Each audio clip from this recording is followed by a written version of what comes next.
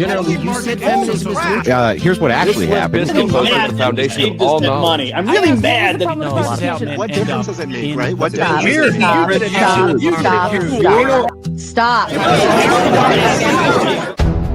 the deregulation of the industry is obviously going to cause more of that industry. And to lubricate the trust connection between people until they have enough. Yet we could still look at biological reality in determining who's a female, even if there are. Why don't you denounce feminism the same way you're denouncing capitalism? If you don't... For something to be objective, it needs to be verifiable. And you can't verify... If I make a claim as a political pundit, it is true that I definitely could be wrong. That you're promoting, right? Ideology is the main tenet of politics, right? This is my ideology. So 2015, anyone go back and watch the footage? The first GOP debate. Robert, that? With a crowbar, you said.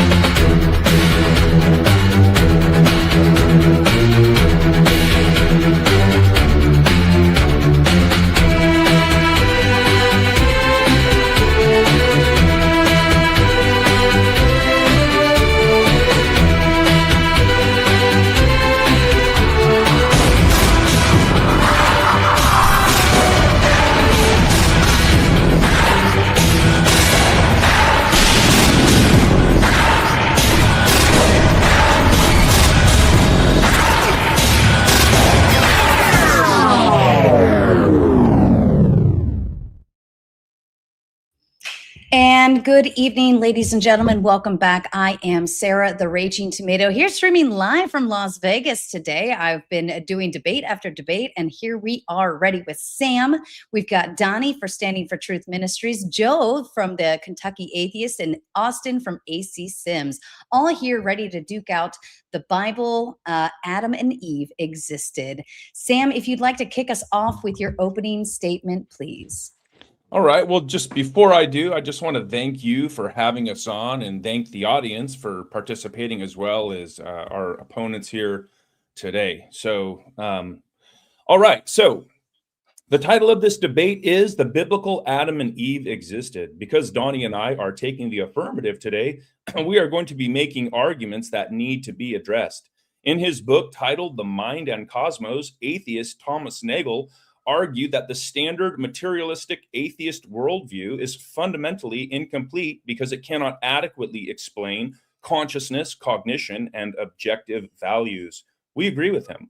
My first argument tonight is going to be that we know Adam and Eve existed because the biblical worldview is the only worldview that can offer a complete and coherent model of reality. Because the biblical worldview is true, then the biblical model of origins is also true. This argument will conclude that our opponents only pretend they are living in a world where there is no God, and we can perform a juxtaposition if they disagree. So question one, do you more than imagine that you live in a world where there is no God? And if so, what worldview will you be critiquing ours with today? Note that if there is no complete worldview contender, then there is no complete worldview in which Adam and Eve did not exist, and we take the debate. So let's unpack this argument a little bit.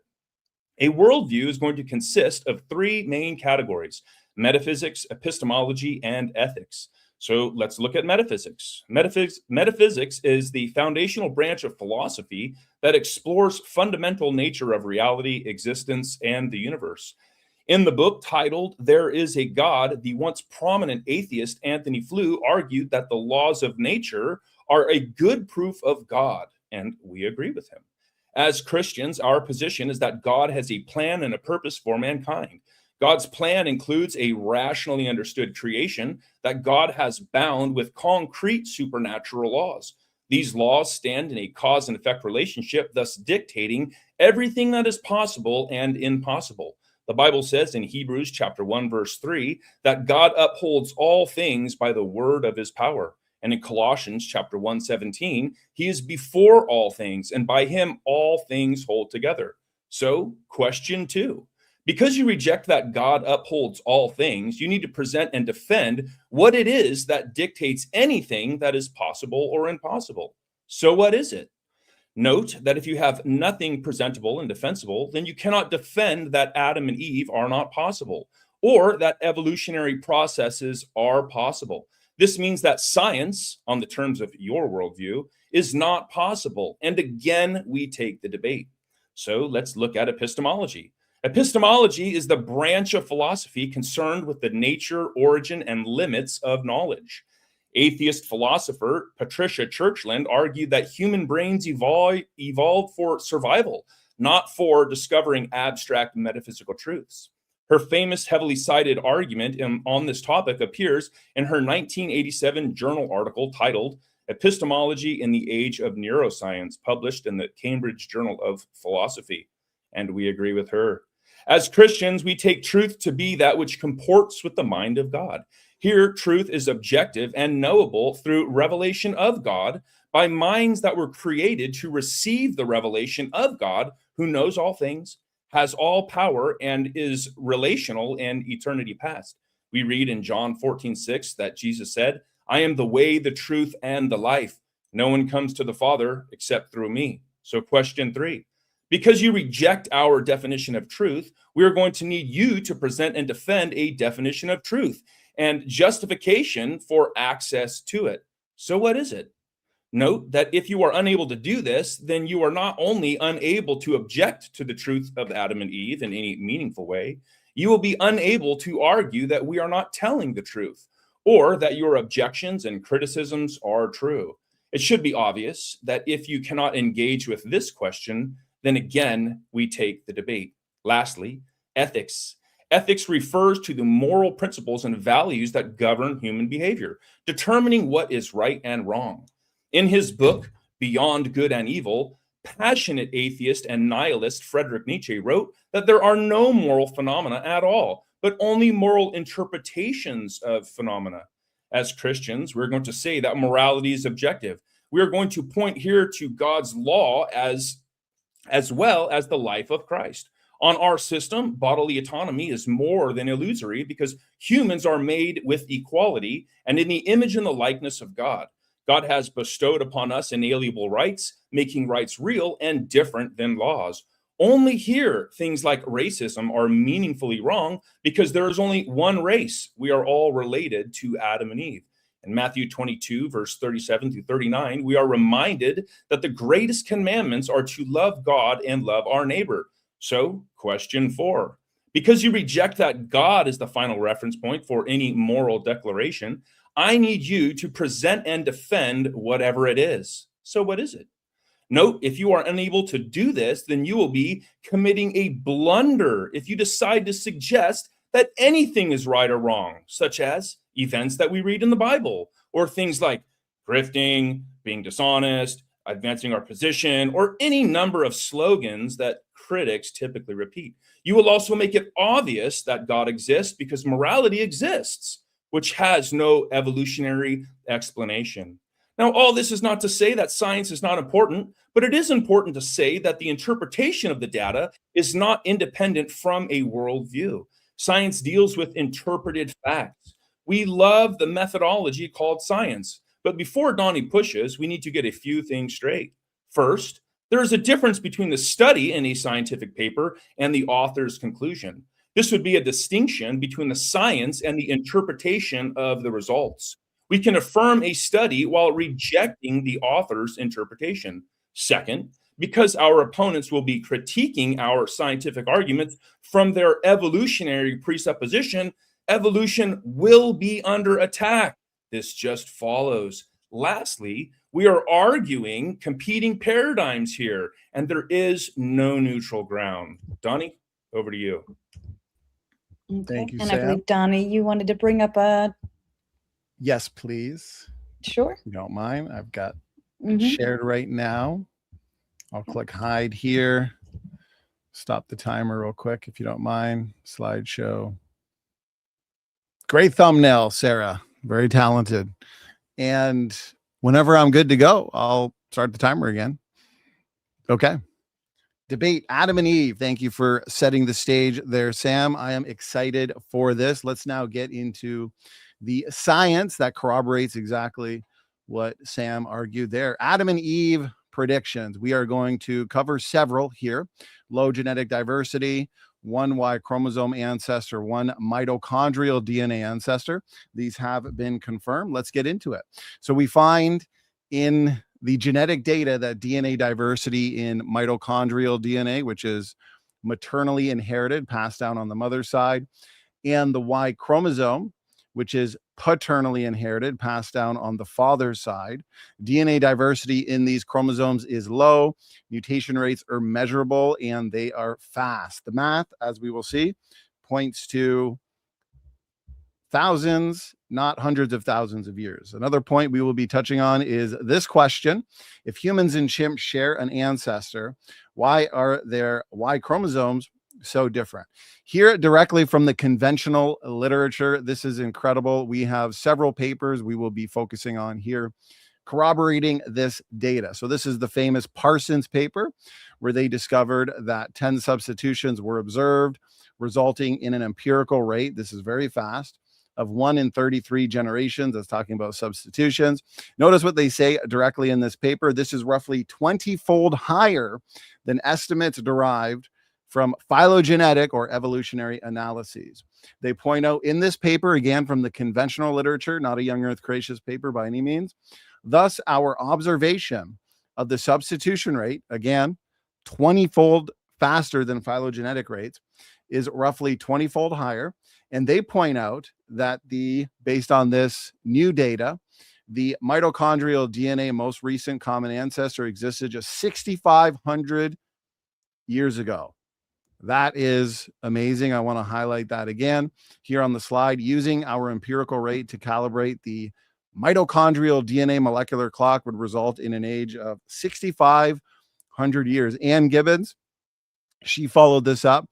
She's an evolutionist, and she did a commentary on this famous paper. And she said that this woman, based on this new clock, would have existed a mere 6,000 years ago. The DNA in mitochondrial DNA and Y chromosomes, nothing like the chimpanzee. This separates humans from chimpanzees and any other form of life. Notice this. This observed rate has implications for both forensic identity testing and for the inference of human history from mitochondrial DNA sequences. The methodology is sound, in other words. Here's a paper from 2022 where they admit the same thing, Connell et al. Estimates of the mutation rate with a non-phylogenetic approach are reported to be approximately 10-fold higher.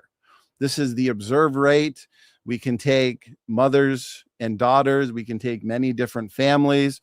For example, the Parsons paper is a single generation pedigree, but we have multi-generational pedigrees as well that we'll get into. For example, Helgeson, that is a little more deeper rooted, approximately 20 plus maternal transmissions, one substitution every 36 generations, very similar to Parsons. So we have all these papers ranging from 1996 to 1997 to even 2024, corroborating the Parsons data that Eve lived just 6,000 years ago. Wow. Another thing too that evolutionists could point out is deeper lineages that have more DNA differences, or perhaps our interlocutors will bring up Neanderthal DNA. This from the conventional literature. Our findings imply that defects in DNA repair genes can increase germline mutation rates. So notice that the empirical rate, where we can look at DNA differences between grandmother, mother, daughter, count them up, we see that they're fast. There are factors in genetics that could speed up the mutation rate even more.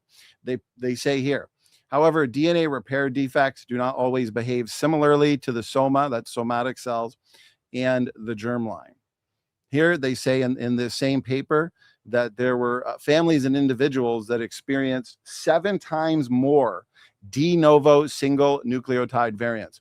So that means you could have in some people groups a mutation rate that is 7 times higher. Here's a paper that focuses on the human HBB gene region, and it points out that this area mutates a lot faster in Africans than in Europeans. This is a phylogenetic tree of mitochondrial DNA worldwide. The branches represent DNA differences or mutations. You can see that the branches are all close together. There's few DNA differences here. In light of the fast mutation rates, there's only a couple hundred generations here on this phylogenetic tree. Where do we get a couple 100,000 years worth of mutations? Another thing to notice, the HVR haplogroup. This is the most common haplogroup in Europe, from my understanding. And you'll see differing size branches. Remember, these represent DNA differences. They all go back to a common ancestor. Well, what that means is some people are picking up more mutations in the same amount of time than their cousins. So the evolutionists here could point to some studies like the Canary Islands, Soares et al., or perhaps Tristan da Cunha, Richard III. And we can even see, in light of this fast overall global mutation rates can also be variable. So good luck, evolutionists, making assumptions on the evolutionary molecular clock. This is a Y chromosome phylogenetic tree that tells us the exact same thing, that Y chromosomes can be traced back to a single Y chromosomal ancestor in the not so distant past. In my last couple minutes here, I want to focus on the human Y chromosomes between humans and the great apes. You can see that if you consider overall gene content, size differences in architecture between the human and chimpanzee Y, they're less than 30% the same. They're half the size, totally different in gene content. This is from 2024. You can compare the human Y to the chimpanzee Y, 26.2%. And so I want to see from the evolutionists here a model, a sophisticated mathematical model that explains where, when, why, and how these changes took place. They can name mechanisms all day, but a mechanism without a model is simply a story. And I'll have several questions during cross-exam for our interlocutors here in my less than a minute. These are famous theistic evolutionists. They argue against a literal Adam and Eve by saying there's no way you can develop this level of variation between us from one or two ancestors. Well, notice how evolutionists are arguing against Adam and Eve using evolutionary creation assumptions. That assumes all DNA variation is due to mutations. My last 20 seconds here. We present a model, design diversity, that suggests the majority of DNA variation is actually due to creation. We make predictions on DNA function. And we know, based on sophisticated research projects, that over 80% of the genome is active and functional. I think that's 15 minutes, Sarah. So I'll wrap it up there.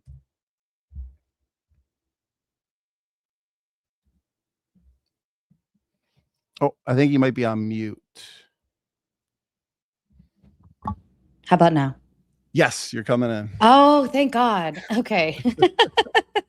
Somehow I hit that button. I apologize. I was calling your 60 seconds. I don't know if I guess you didn't hear that. No, then. I was just taking a guess. Oh, wow. You were really good then. That was awesome. All right. I will hand it over to Joe for your opening statement, please.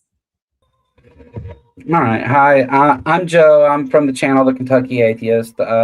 Thank you, Sarah, for hosting the debate, and Donny and Sam for entertaining this, and I think actually Donny challenged us to this, so thanks for that. I appreciate it.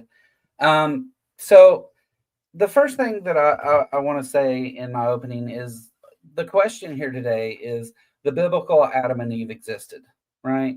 And that's the affirmative that Donny and Sam asked for. They asked to come here and provide evidence and facts that the biblical Adam and Eve existed. Not to come and have us defend evolution and science against whatever questions they may not understand, not to defend the scientific consensus. It was for them to come and show evidence and reputable sources that support their claim that the Adam and Eve from your Bible are the ones that we all come from. And there's several points that we can get into as we talk later about genetics and things that just don't even allow this to be a possibility. One thing I will point out in this is that whenever we talk about the last or our oldest common ancestors, that doesn't mean they were the only person It doesn't mean that there wasn't other people around. Mitochondrial Eve is unfortunately named Mitochondrial Eve. I think it was kind of a blunder by scientists to do that, and creationists have used that to try and cherry pick their way around making an argument that it's talking about the actual Eve. And this is refuted by many scientists in the field, most of them. I don't plan to sit here and defend the scientific consensus today. I came to refute the evidence that's provided to support the biblical Adam and Eve, and I hope to hear some of that today. That's all I got. Thank you, Joe, and Austin, to you. All right. Hello, everybody. My name is Austin Sims. I'm a former believer, former young earth creationist. I eventually became a non-believer and am now working on a degree in evolutionary biology. So what a reversal there, right? Tonight's debate topic is biblical Adam and Eve existed. And I just don't think we're going to get positive proof tonight of Adam and Eve. I feel like we've already kind of started to pivot away from that. And instead of that, we're getting young earth creationist conspiracy theories, attacks on science, and my favorite, lazy and curious presuppositionalism. So Donny and Sam, they kind of fancy themselves like Galileos fighting the establishment. And I think in reality, they are actually, ironically, they're more like the geocentrists. They're besmirching science and rejecting empirical reality to protect dogma and hold on to sincerely held religious beliefs, which is kind of what the geocentrists did when Galileo was proving that the Earth was spherical and orbits around the sun. So it's kind of a weird inversion of things. I suppose it's possible that they are Galileo, but it doesn't seem to be the case to me. So one of the reasons I think this debate is important is because pseudoscience is deadly. It has a body count. Bad epistemology harms people, ends their lives, robs them of finances and relationships and health. And I think that what's being preached from the pulpit is fueling a resurgence in anti-science nonsense. So like geocentrism and flat earth, I don't see things like that happening without biblical literalism, which they're deeply tied together. I think Donny and Sam's fairy tale origin story competes directly with a strongly supported cognitive social model of religion, where human concepts of souls evolved through animism, totemism, shamanism, and polytheism into modern monotheism and deism. And in this model, gods are fictional characters. They're a genre of fictional characters that evolved from ancient soul realm residents. I think in order to dodge this, our opponents are going to cherry pick. They're going to claim complete ownership of observed pedigree mutation rates, and there's going to be a lot of cherry picking, logical fallacies, Trojan sources, quote mines, and attacks on our very ability to know reality. So what's the solution? Rational empiricism. I'm going to counter Sam's entire intro with just those two words, rational empiricism, a standard of method and value. And the benchmark is just, it is wrong for anybody anywhere at any time to believe something for which there's not sufficient corroborative evidence to warrant that belief. So to warrant belief in Adam and Eve, we would need data that's contrary, it's preempted by the data we have right now. So we would need to see things like Paranthropus, Australopithecus, archaic humans, all in the exact same geological layer. And of course, the physical data we have preemptively rules out it's something completely different. At the deepest layer, there isn't any humans, and then you get ancient humans way before you get a single anatomically modern human. So the negative, we can kind of see the results of coddling anti-science, coddling conspiracy theories, of being excessively kind to them and treating bad epistemologies better than they deserve to be treated. We can see people that are sick. There's people that are not alive who would still be alive if they hadn't been sucked in by anti-science pipelines. And a society built on this decay, it can't survive, let alone thrive. So a society grounded in curiosity, learning, and evidence is one where problems are actually understood and effective solutions are enacted. So I think we all kind of need to become anti-confirmation bias machines. We need to fact check everything we hear tonight, demand equal scrutiny, don't grant one side a free pass for emotional stories while subjecting the other side to dishonest, twisted levels of skepticism, and keep the central question active. As you listen to our opponents tonight, continually ask yourself one core question. How does this actually prove a biblical Adam and Eve? Because I contest that our opponents, they don't really have anything other than the Bible says, and then they cherry pick little tiny scraps of data and ignore the overwhelming mountain of data that contradicts that resolution in order to make it work. So I won't use the full 7 minutes. You know what? Actually, since we do have 7, I'll start making some refutals right now. So Donny talked about the Parsons paper, which names one mutation every 33 generations. This isn't the format. Well, I've got the time, so he can in his opening. Hold on. This isn't the rebuttal section. Hold on. It's okay. He can do it. Hold on. Okay. He can. Yeah, no, sure. he can in It's his just opening statement. That's just not the format. But. Can you hear me? Can you hear me? I can hear you. Okay. Yeah. In his opening statement, he can refute anything that you may claim on your opening statements. Right. So we have time set aside for rebuttals, and that's okay. But that's the whole point of why you go first as the affirmative, because then he can point out, he said this, I'll refute with that. He said this. So yeah, I'm going to add like another 15 seconds back to your timer, Austin. And I do apologize for the interruption. No problem. So the part he invoked the Parsons paper, which says one mutation every 33 generations.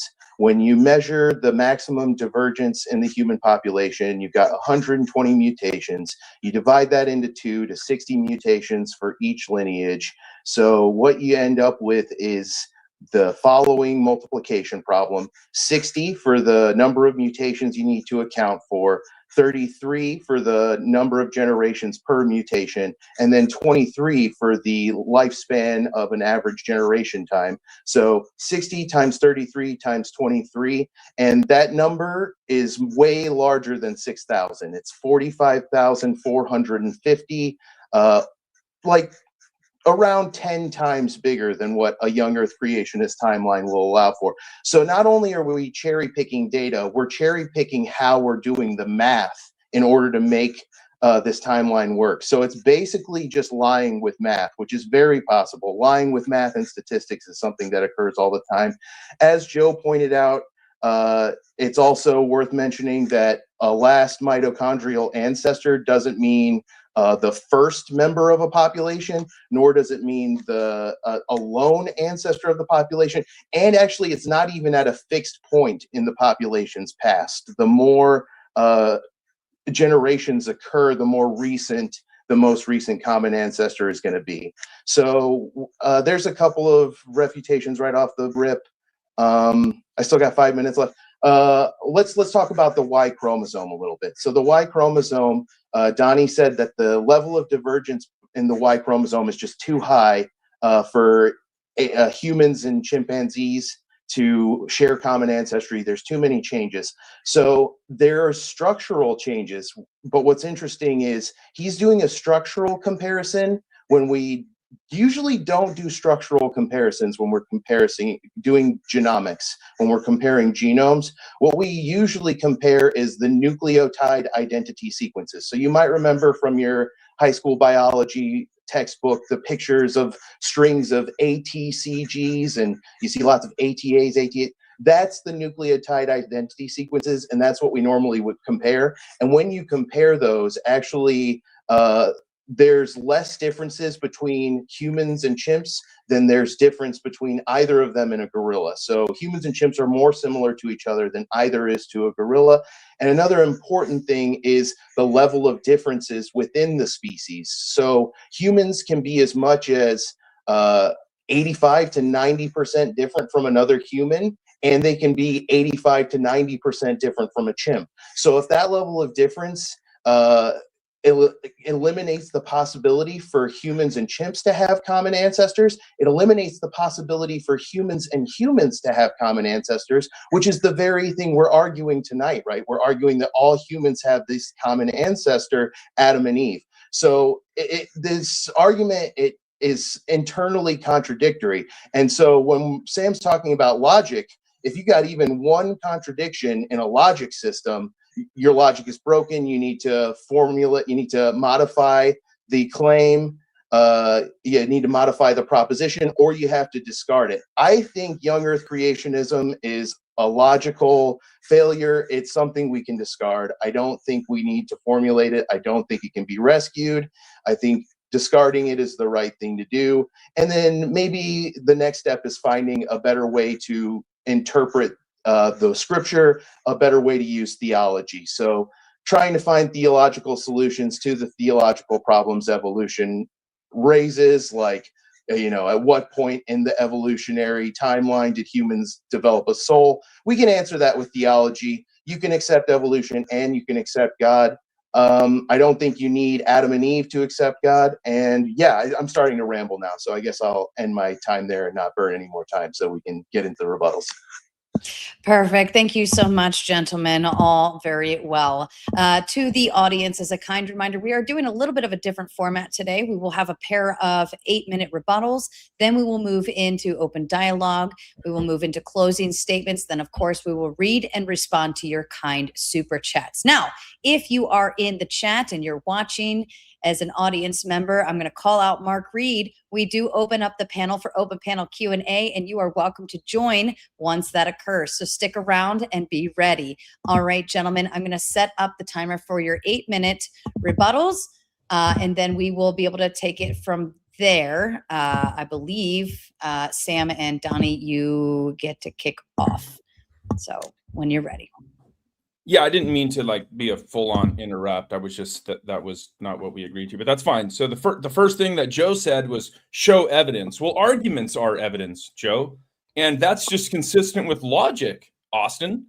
And so that's what we did. We gave philosophical evidence that you need to address. If you don't address my argument, which I basically preliminary addressed most of the nonsense that that Austin gave.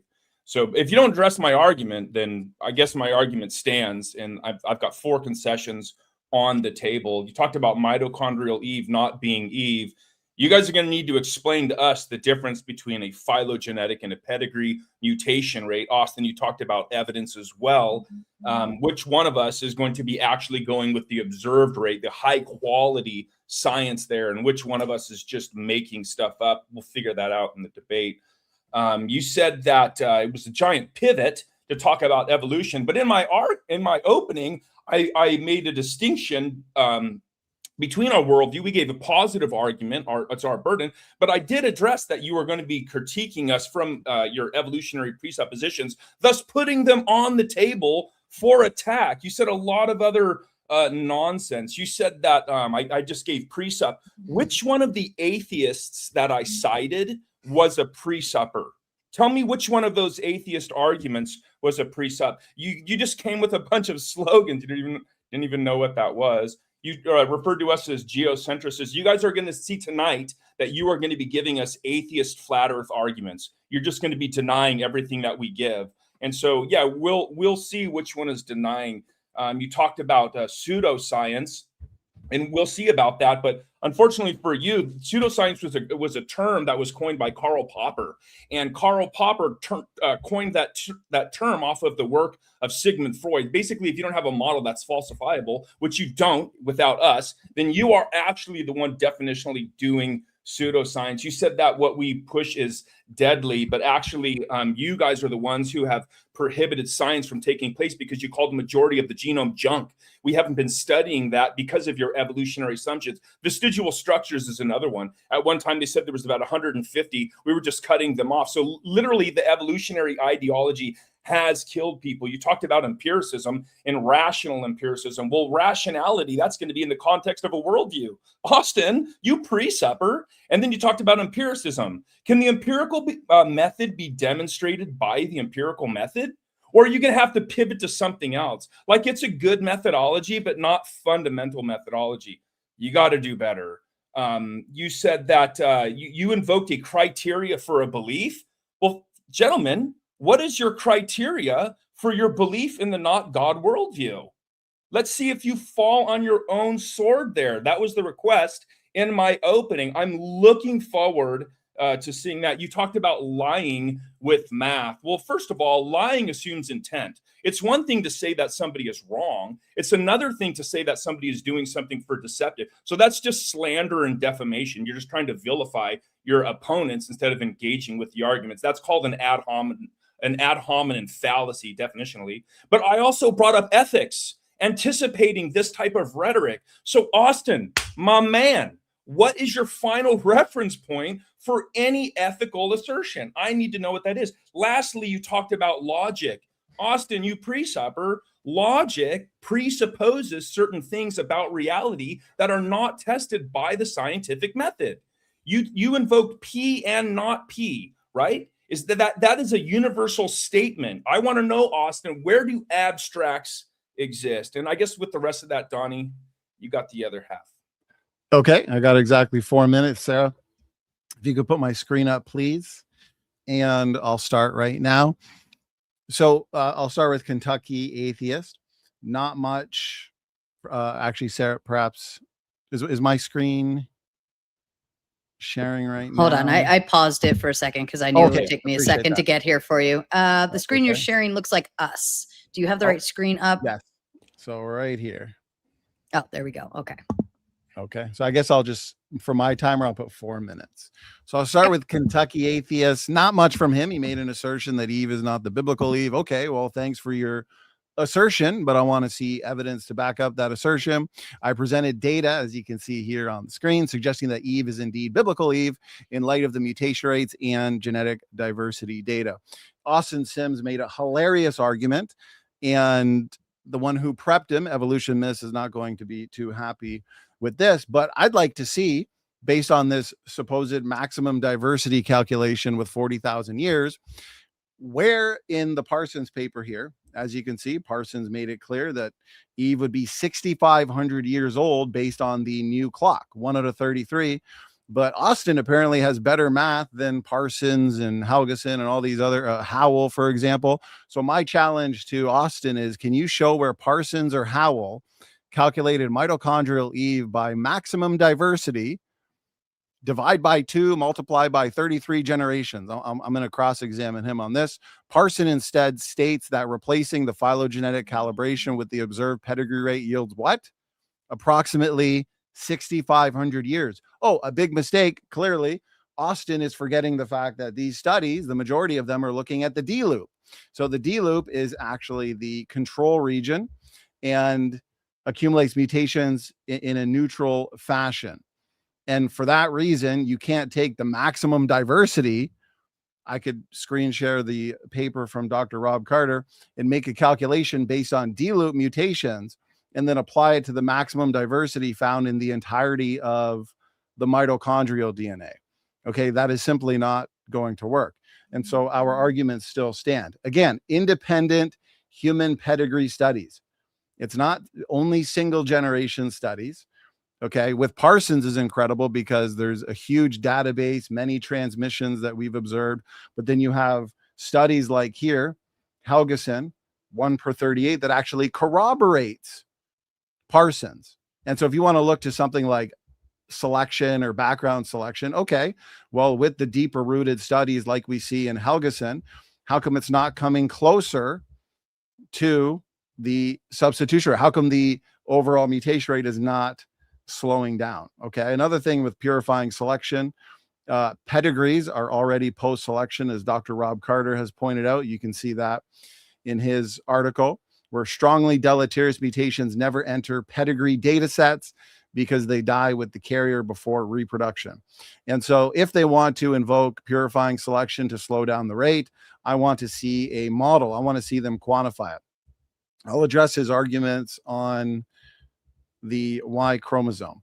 Okay, so he mentioned the fact that humans, within human Y chromosomes, There's about 85 in some outlier cases. There's 85% the same. Okay.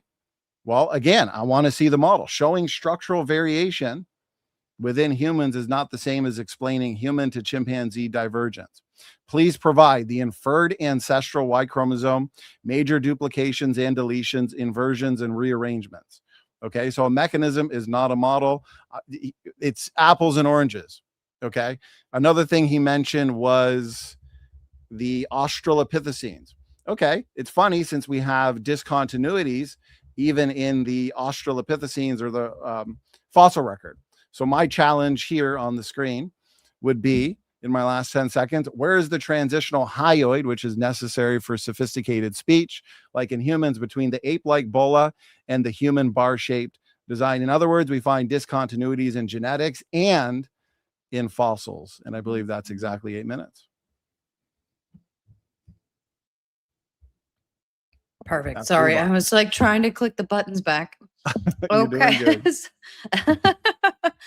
All right, and I'm going to hand it over to Joe in Austin if you would like to kick off on your rebuttals as well. All right. So I'll start with Sam. Arguments are evidence. Arguments can be evidence. You're correct. And are they good evidence? Are they sufficient evidence? That's due to the quality of your argument, right? But you didn't make any arguments for biblical Adam and Eve. None. You said nothing about biblical Adam and Eve. You talked to us about how atheists have horrible worldviews and do you do more than imagine your worldview? You didn't address the question in any way whatsoever. So since you're not providing any evidence, facts, anything to support your claim here, I'm not going to refute anything here because you haven't even addressed the question that we asked today. You wanted to attack logic of atheists. You wanted to attack evolution and say that we must defend evolution to you. We don't have to do that. You're the one that asked for the affirmative here. You asked to come here and provide this. You didn't do it. So moving on to Donny. Now, Donny brought up a number of things that actually apply to this, but most of it's cherry picking stuff. One of the things that Donny talks about is the Helgeson, right? So the Helgeson study was using Jensen data that was shown to be unreliable. Sorry. The data that Jensen extracted from a figure, not from the actual data presented in the paper, is based on sequencing that does not include usual quality control because sequencing wasn't the point of the paper. So the mutations that Jensen documented were indistinguishable from the error rate of the sequencing itself. That might sound familiar to Donny, and it's because it's the exact thing that Dr. Dan explained to him live on his own show.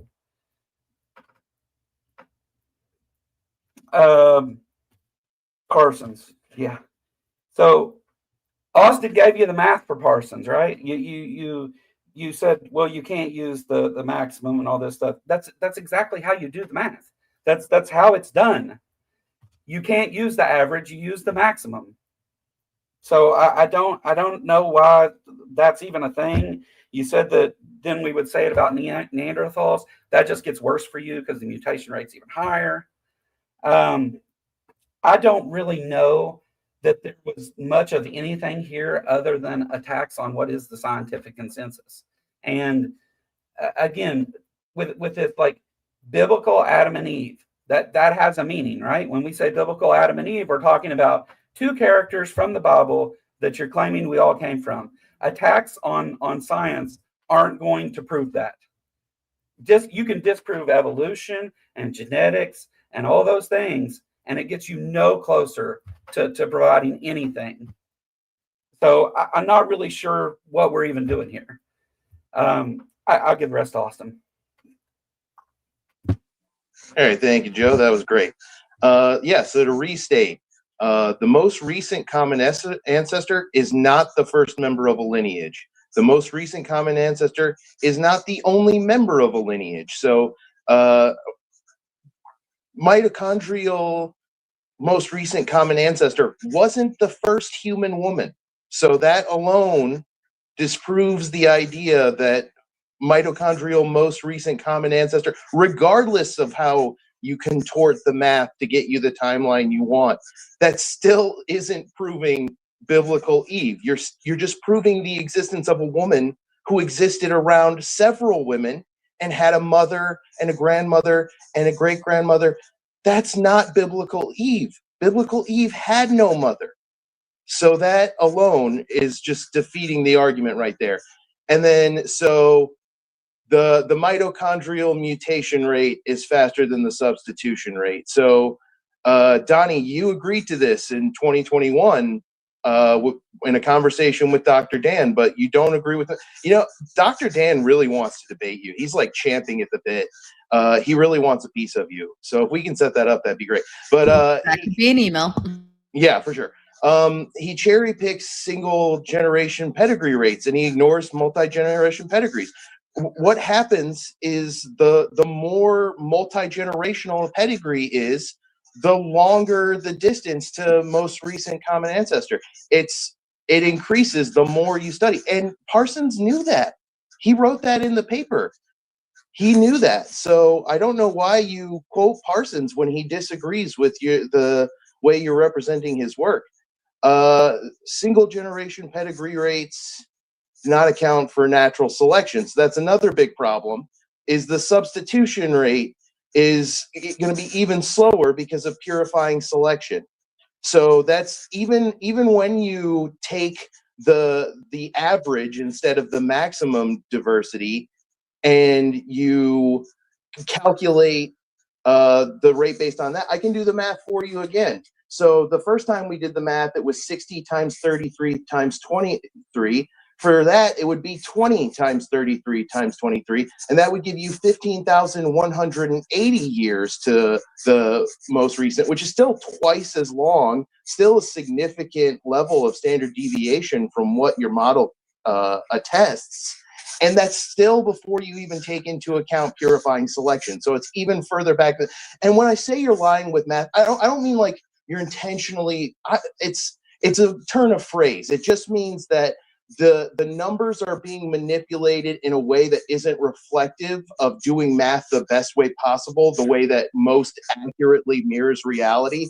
And I think it's being done in this way because you can mess with the numbers to get it down to 6,500 years, but you have to do things like ignore the maximum diversity and only take a portion of it and only explain the D block, or not the D block, the D loop of the mitochondrial DNA, and say, you know, if you only look at this part, there's so much cherry picking involved with it. It's almost difficult to point out how many different ways the data is being cherry picked.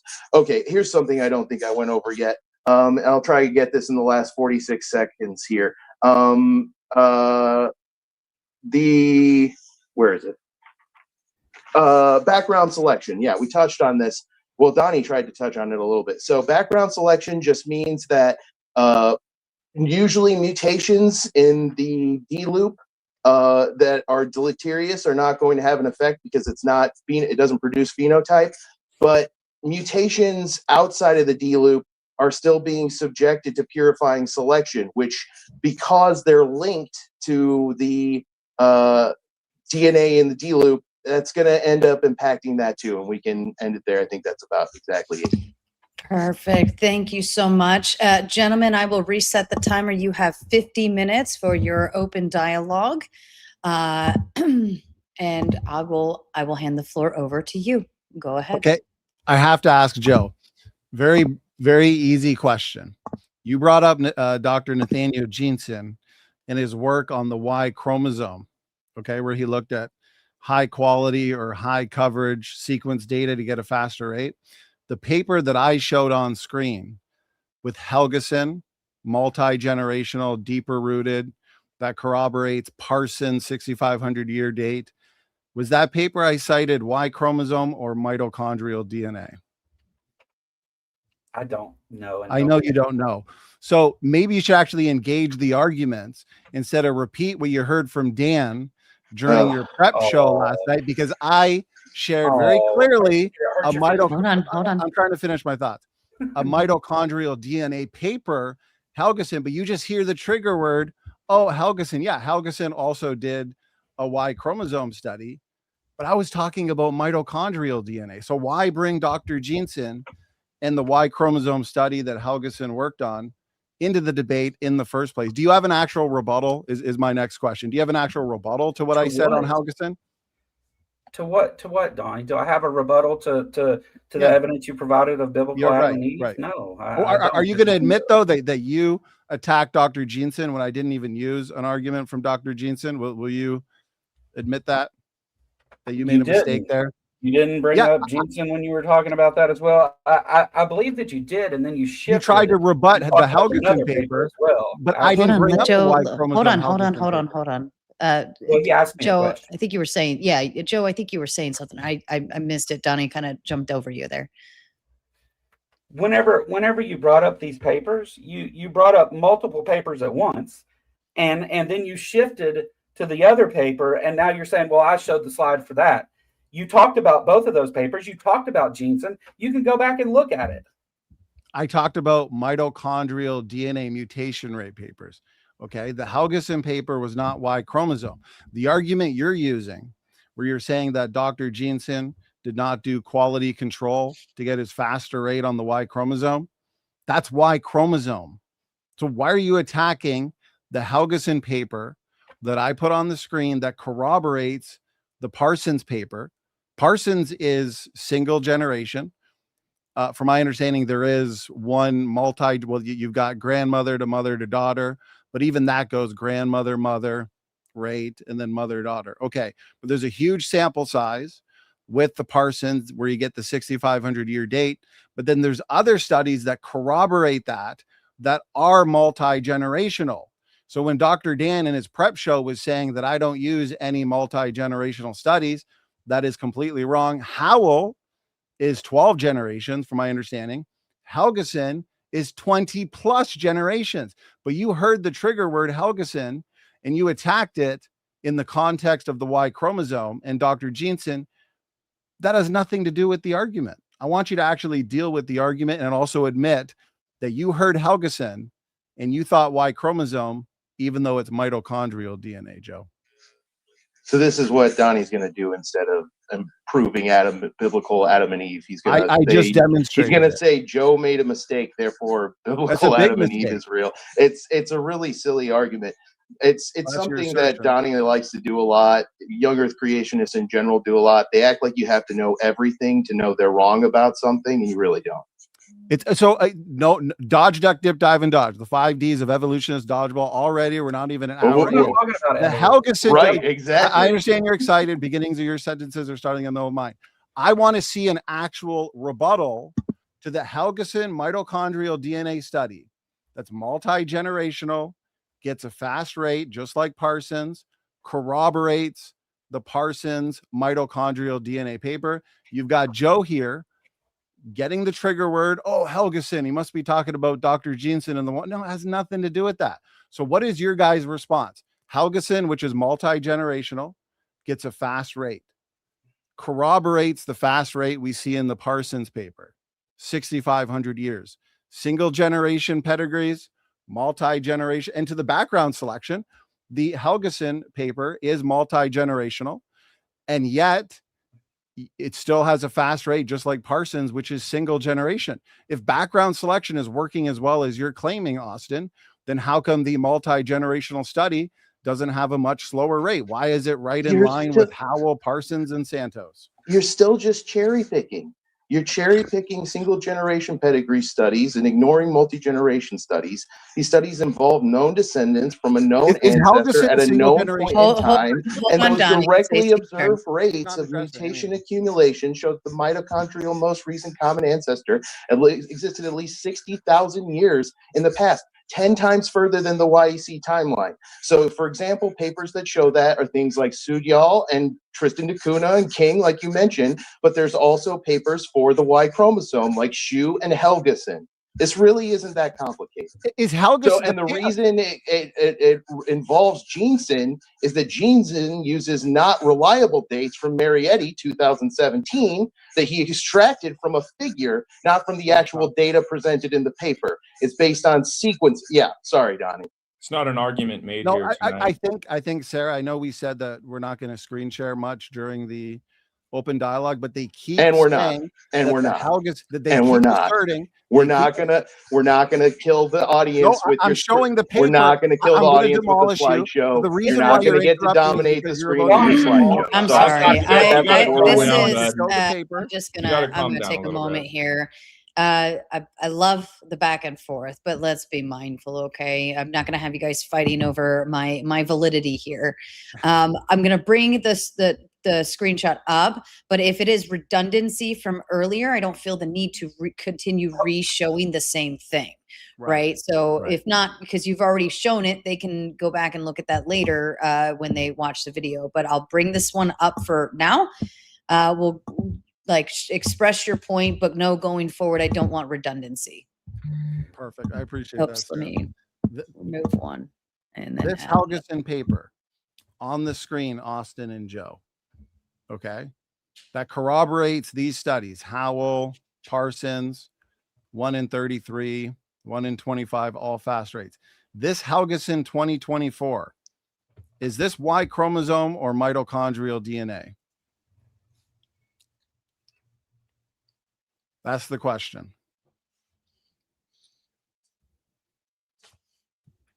I'm not hearing an answer. I think they're on mute. Donnie. Look, Donnie, if I can, is it or not? The wrong paper, does that bring you any closer to making a point? Yeah, right. So you're finally admitting you guys are attacking the Helgeson Y chromosome paper. Austin Sims, dodge, duck, dip, dive, and dodge. I showed multi-generational studies. Howell is 12. Helgeson, the paper I showed is not the Y chromosome. Helgeson, it's like I have 3 kids. It's like I'm just trying to sit them down and be like, no, listen, guys, you're wrong. Let me explain. 2 + 2 is 4. Austin, the Helgeson paper is mitochondrial DNA. It's multi-generational. You keep asserting that all I'm using is single generation pedigrees. No, the Helgeson is mitochondrial DNA. It corroborates the Parsons and Howell papers. And if background selection works as well as you're arguing, we can get into the Tristan da Cunha and Richard III. We can get into those demographic distortions in a second, but I just don't want you guys dodging. Are you going to admit now you made a mistake? The Helgeson paper that I cited is mitochondrial. I'm just going to repeat what I just said. You're cherry picking single generation pedigree studies. Multi-generational studies. The studies involve known descendants from a known ancestor at a known point in the past, and directly observed rates of mutation show that the mitochondrial most recent common ancestor existed at least 60,000 years in the past. All of these papers refute your timeline. All the rates refute the YEC timeline. I don't know why you would cherry pick papers that refute your point. Is the Helgeson? I don't know what got you. Let him hold on. You've latched onto in that all of the papers you're referencing refute your point even after you cherry pick them. Sam, I just want to ask him this: the Helgeson paper. How many generations is that? How many generations is that? Do you want to claim that Helgeson didn't use any of Jeanson's data in this paper either? Well, if you want, we can talk about the Helgeson Y chromosome paper, because you repeated Dan's argument about low quality. Hold on, let Donny. You asked the question, Joe. Let Donny respond. So Dr. Jeanson looked at high quality, high sequencing data, high coverage. Okay, it'd be like if I went to this is the Y chromosome. It's kind of off topic, but I'll address it. It's like if I went to a house, I'm going to buy a house, and I went there just for 5 minutes. Came home and my wife said, "So how's the house look? What are you thinking? Should we buy it?" And I say, "Well, okay, I was there for 5 minutes. I noticed this, X, Y, Z. I'm not really going to have a good picture as to the details of the house. Okay. Is there damage? Is there work that needs to be done? No, a high coverage, a highly sophisticated analysis of that house means I go there, spend a couple hours, scan it up and down. This is what Jensen did with the Y chromosome papers, where he actually looked at the high coverage data, and he found in the supplementary material that they were hiding data. They didn't account for mutations, mutation rate in the Y chromosomes faster. You're asserting that he counted errors, but they've never demonstrated that. They just asserted it, but they never actually did the testing to deter. So Dr. Jensen says these are not errors. You say they're errors. Okay. But I'm focusing on the mitochondrial. I just want you guys to admit that the mitochondrial DNA paper, Helgeson. Here's my question to Austin. Is that a single generation pedigree like Parsons, the mitochondrial DNA one? Yes or no? What is the point here, Donnie? Because are you just trying to be clown that I didn't memorize a figure from a paper? It doesn't matter. Answer the question. Answer the question. Stop. Don't interrupt him. If he's sorry, I apologize, Austin. Don't interrupt him. If he's going to get around to answering the question, great, but at least give him the opportunity to respond. And then if he answers the question or doesn't answer the question, you can say that when he's done. But interrupting him does nothing for any of the calls here. Please continue, Austin. No, I was wrapping it up. This is a moot point. It doesn't matter. I'll explain why it's not a moot point. He has repeatedly asserted that I'm only focusing and cherry picking single generation pedigrees. I showed him at least 2 that are not single generation, like Howell, which is 12, and Helgeson, which I believe is 20 plus, both mitochondrial DNA studies. They corroborate, and I think the audience at this point this is going to get boring if we go in circles. So I want to move to his Canary Islands and Richard III. These are demographic distortions. I mean, these are founder island populations. This is a small episode within the greater history of humanity. You have founder effect assumptions, lineage extinction assumptions, population size assumptions.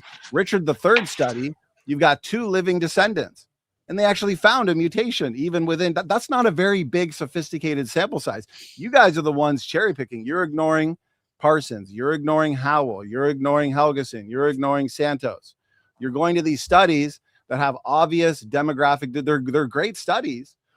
And it's funny because the rates are still actually fast. And my question to Austin, where in the Parsons paper did he look at maximum diversity in the entire mitochondrial chromosome and then calculate based on the D loop control region neutral mutations?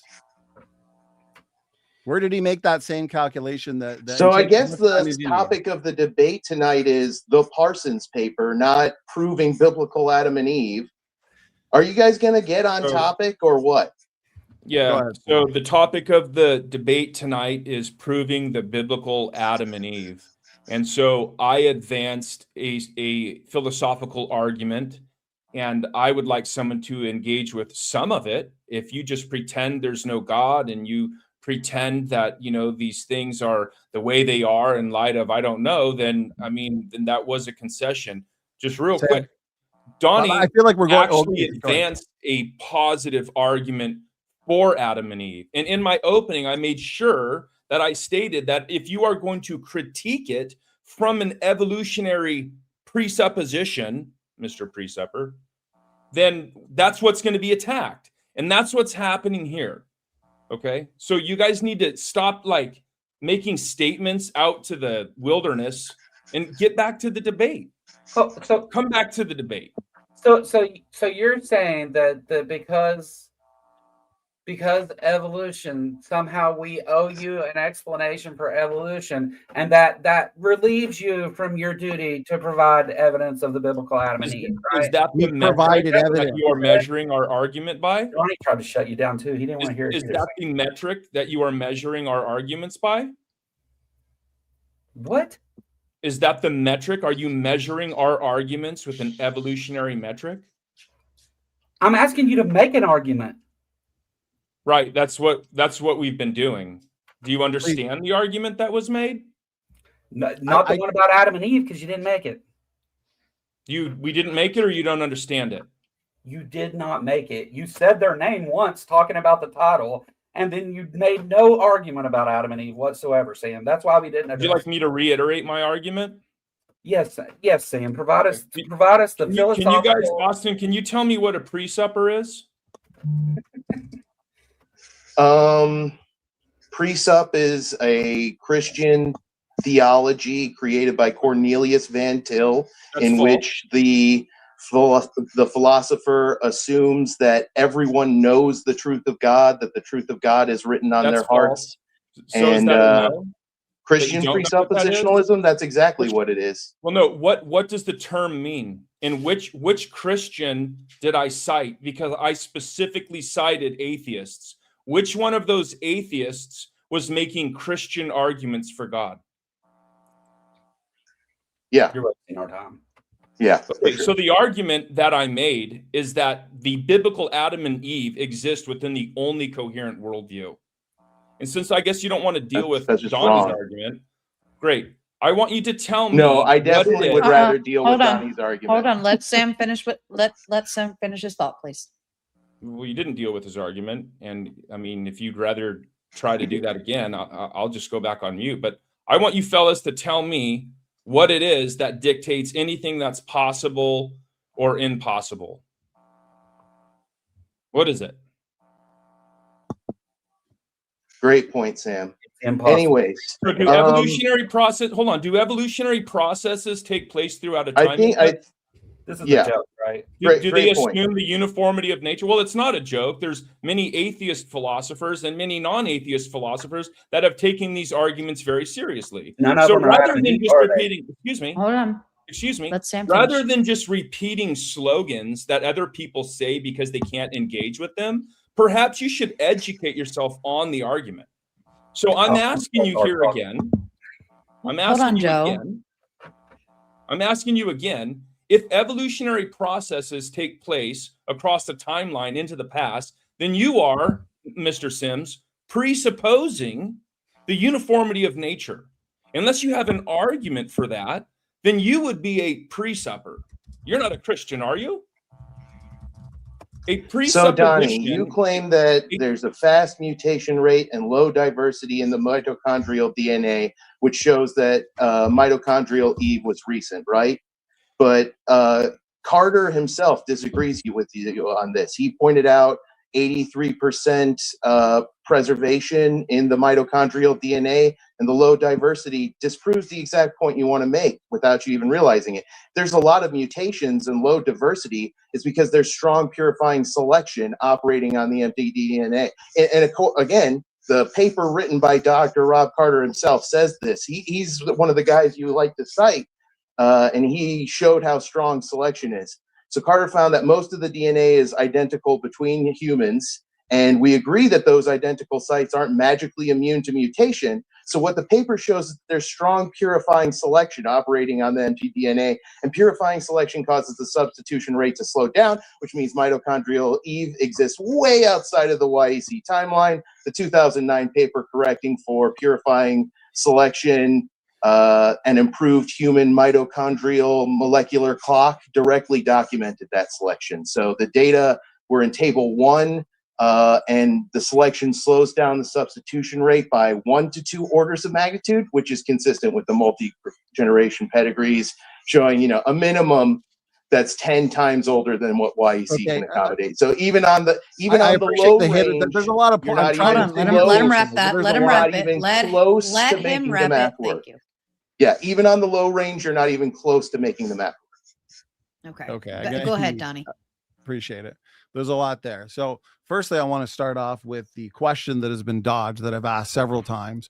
Where in the Parsons paper, any of these papers, and I've written it down to do my due diligence to respect Austin's argument.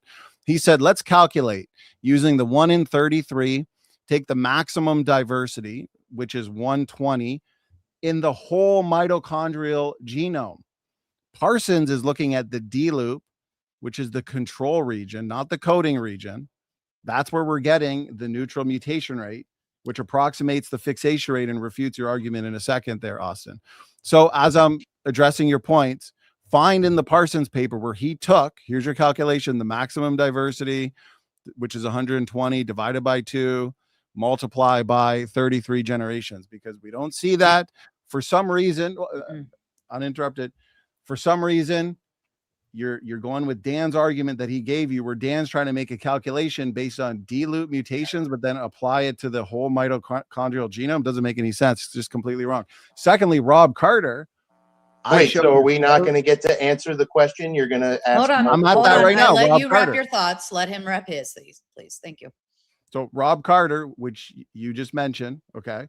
In my opening, I showed his phylogenetic tree. I showed an excerpt, I think it was in my rebuttal, where he talked about selection. Okay. Yes, he published the Eve consensus sequence. He recognizes selection, but he says in his article where he addresses selection that although selection is real, it is not effective to remove enough of the DNA diversity to change significantly your observed neutral rate and the fixation rate. And then he goes into basic population genetics, where you have the neutral rate approximating the fixation rate, because although you have a lot of mutations being lost to drift, selection acts on a few of them. You have mutations that have flooded into the population. Mitochondrial DNA diversity is found worldwide. I want to see a quantifying model. I want to see a model presented that shows where the selection can take Eve from 6,500 years to 200,000 years, because Rob Carter says you can't. And you just said Rob Carter agrees with you when he agrees with me. Go ahead. The mutation rate and substitution rate are only equal if the mutation rate are all strictly neutral. If there's any purifying selection at all, the substitution rate will be slower than the mutation rate. And given how important the mitochondrial DNA is and the low variation we observe, over half of it being identical across humans, there's obviously strong selection. We know that mitochondrial disorders tend to be severe, which illustrates the selection operating. If your mitochondria aren't working, you're going to die and you're going to get removed from the gene pool. So you can't do your math as though the mutation rate is the same as the substitution rate. Sorry, you agreed again. You agreed again. You agreed with this in a public conversation on this topic with Dr. Dan in 2021. So it's funny you're saying the opposite now, since there's zero new data since then to support your view. In fact, studies since then, like Connell, have provided additional direct evidence that the substitution rate is way slower than the mutation rate. So I don't know what made you change your mind, short of absolutely nothing, and short of realizing that you couldn't make your YEC conspiracy theory work if you accept that the substitution rate doesn't equal the mutation rate. So yeah, that's pretty much it. This is why I feel like you're just lying with that. Okay, so I think it's my turn. I didn't interrupt you there. Okay, so again, I'm still wondering where in Parsons, I'm looking at your calculations. Dan's completely wrong. He's taking D-loop mutations, the 1 in 33 that Parsons talks about, which is corroborated by multi-generational. The beginnings of your sentences are starting in the middle of mine, Joe. Yeah, please stop. All four of you. I'm just going to say no. I don't give a shit what he's saying, but the biggest issue here is the interruptions. Okay. That you guys have already start off on a bad foot with me, all four of you, and it's just not going well in my brain. So I highly recommend the four of you get your shit straight, have your debate, get through the conversation, and move forward. That's where I'm going to leave that. Donnie, back to you. Keep it precise and to the point, and you guys can figure it out from there. Okay, thank you, Sarah. Appreciate it. So I want to see, as I'm responding, Austin, again, this is like the fourth time I've asked. You're making a calculation going back 40,000 years that you're repeating from Dan. It's completely wrong. You're taking D-loop mutations like we see in Parsons and comparing it to the maximum diversity in the entire mitochondrial DNA. That doesn't work. Okay, your argument to address it directly, yes, I've said approximates. I didn't say completely equals. The neutral mutation rate does approximate the fixation rate, because according to your model, this is basic population genetics. In the out of Africa model, you have a small population for the majority of your history existing in small isolated tribes. Therefore, genetic drift is stronger. You have faster rates of fixation. So sure.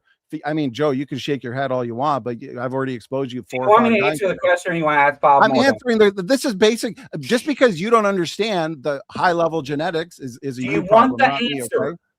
So I'm going to finish my thoughts. I got 10 more seconds. This is technical population genetics material here. Okay. So because of your model, the out of Africa, yeah, fixation is basically 0 today.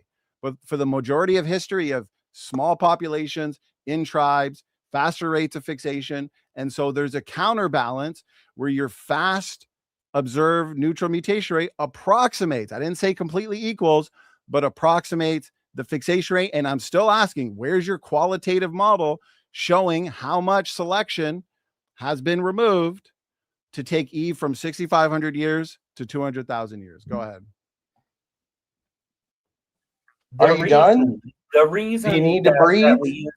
The reason that we use the math that we use, Donny, is because the D loop that you keep coming and saying that, oh, he's talking about the D loop, he's talking about the D loop.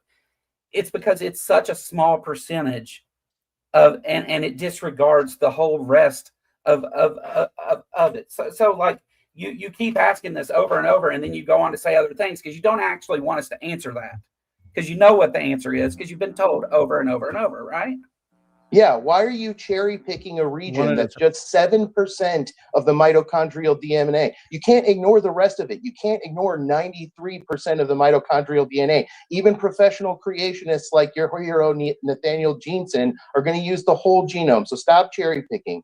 And again, the mtDNA is non-recombining, so you can't isolate mutations in the D loop from the rest of the mitochondrial DNA. We've already explained this like 4 times. The whole thing is inherited as a unit. That means if you have selection acting on the mutations outside the D loop, it's going to reduce diversity in the D loop through background selection. That's going to slow down the fixation rate, even for neutral mutations in the D loop. This is just an ad nauseum argument. You're just belaboring this point until everyone in the audience wants to put their head through the wall. Do you have an argument for Adam and Eve, or are you just going to keep belaboring this point that doesn't support your assertion?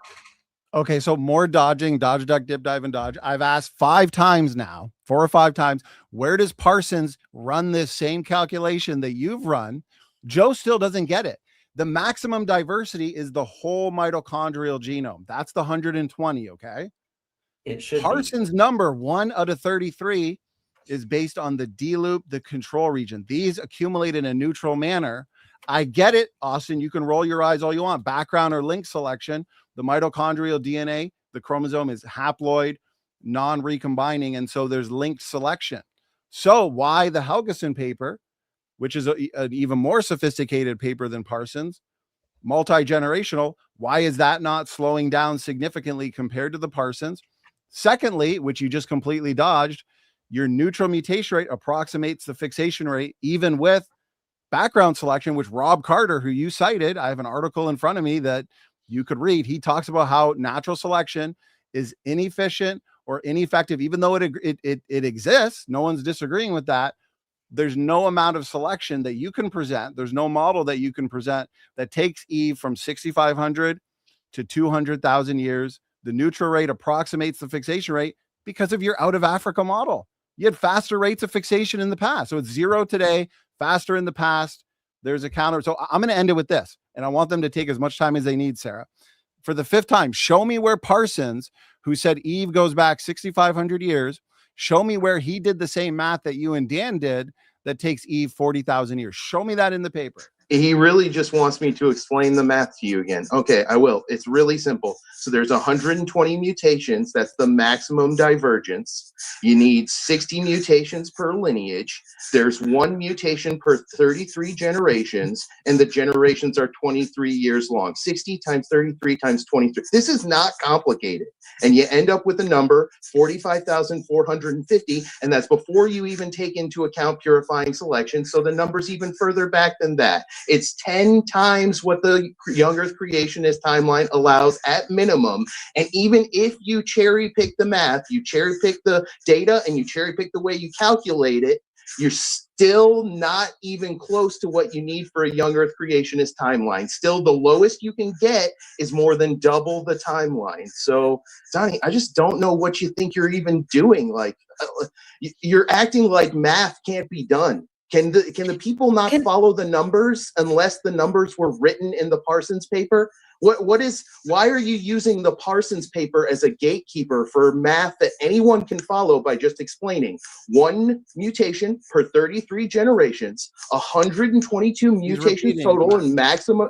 I am, because you're belaboring this point to hell. You're asking for an explanation that's already been given to you. It's called an ad nauseum argument. It's called the argument from repetition, and it's powerful rhetorically, but it's going to isolate everybody but the most extreme people who just want to believe your nonsense anyways. It's not convincing.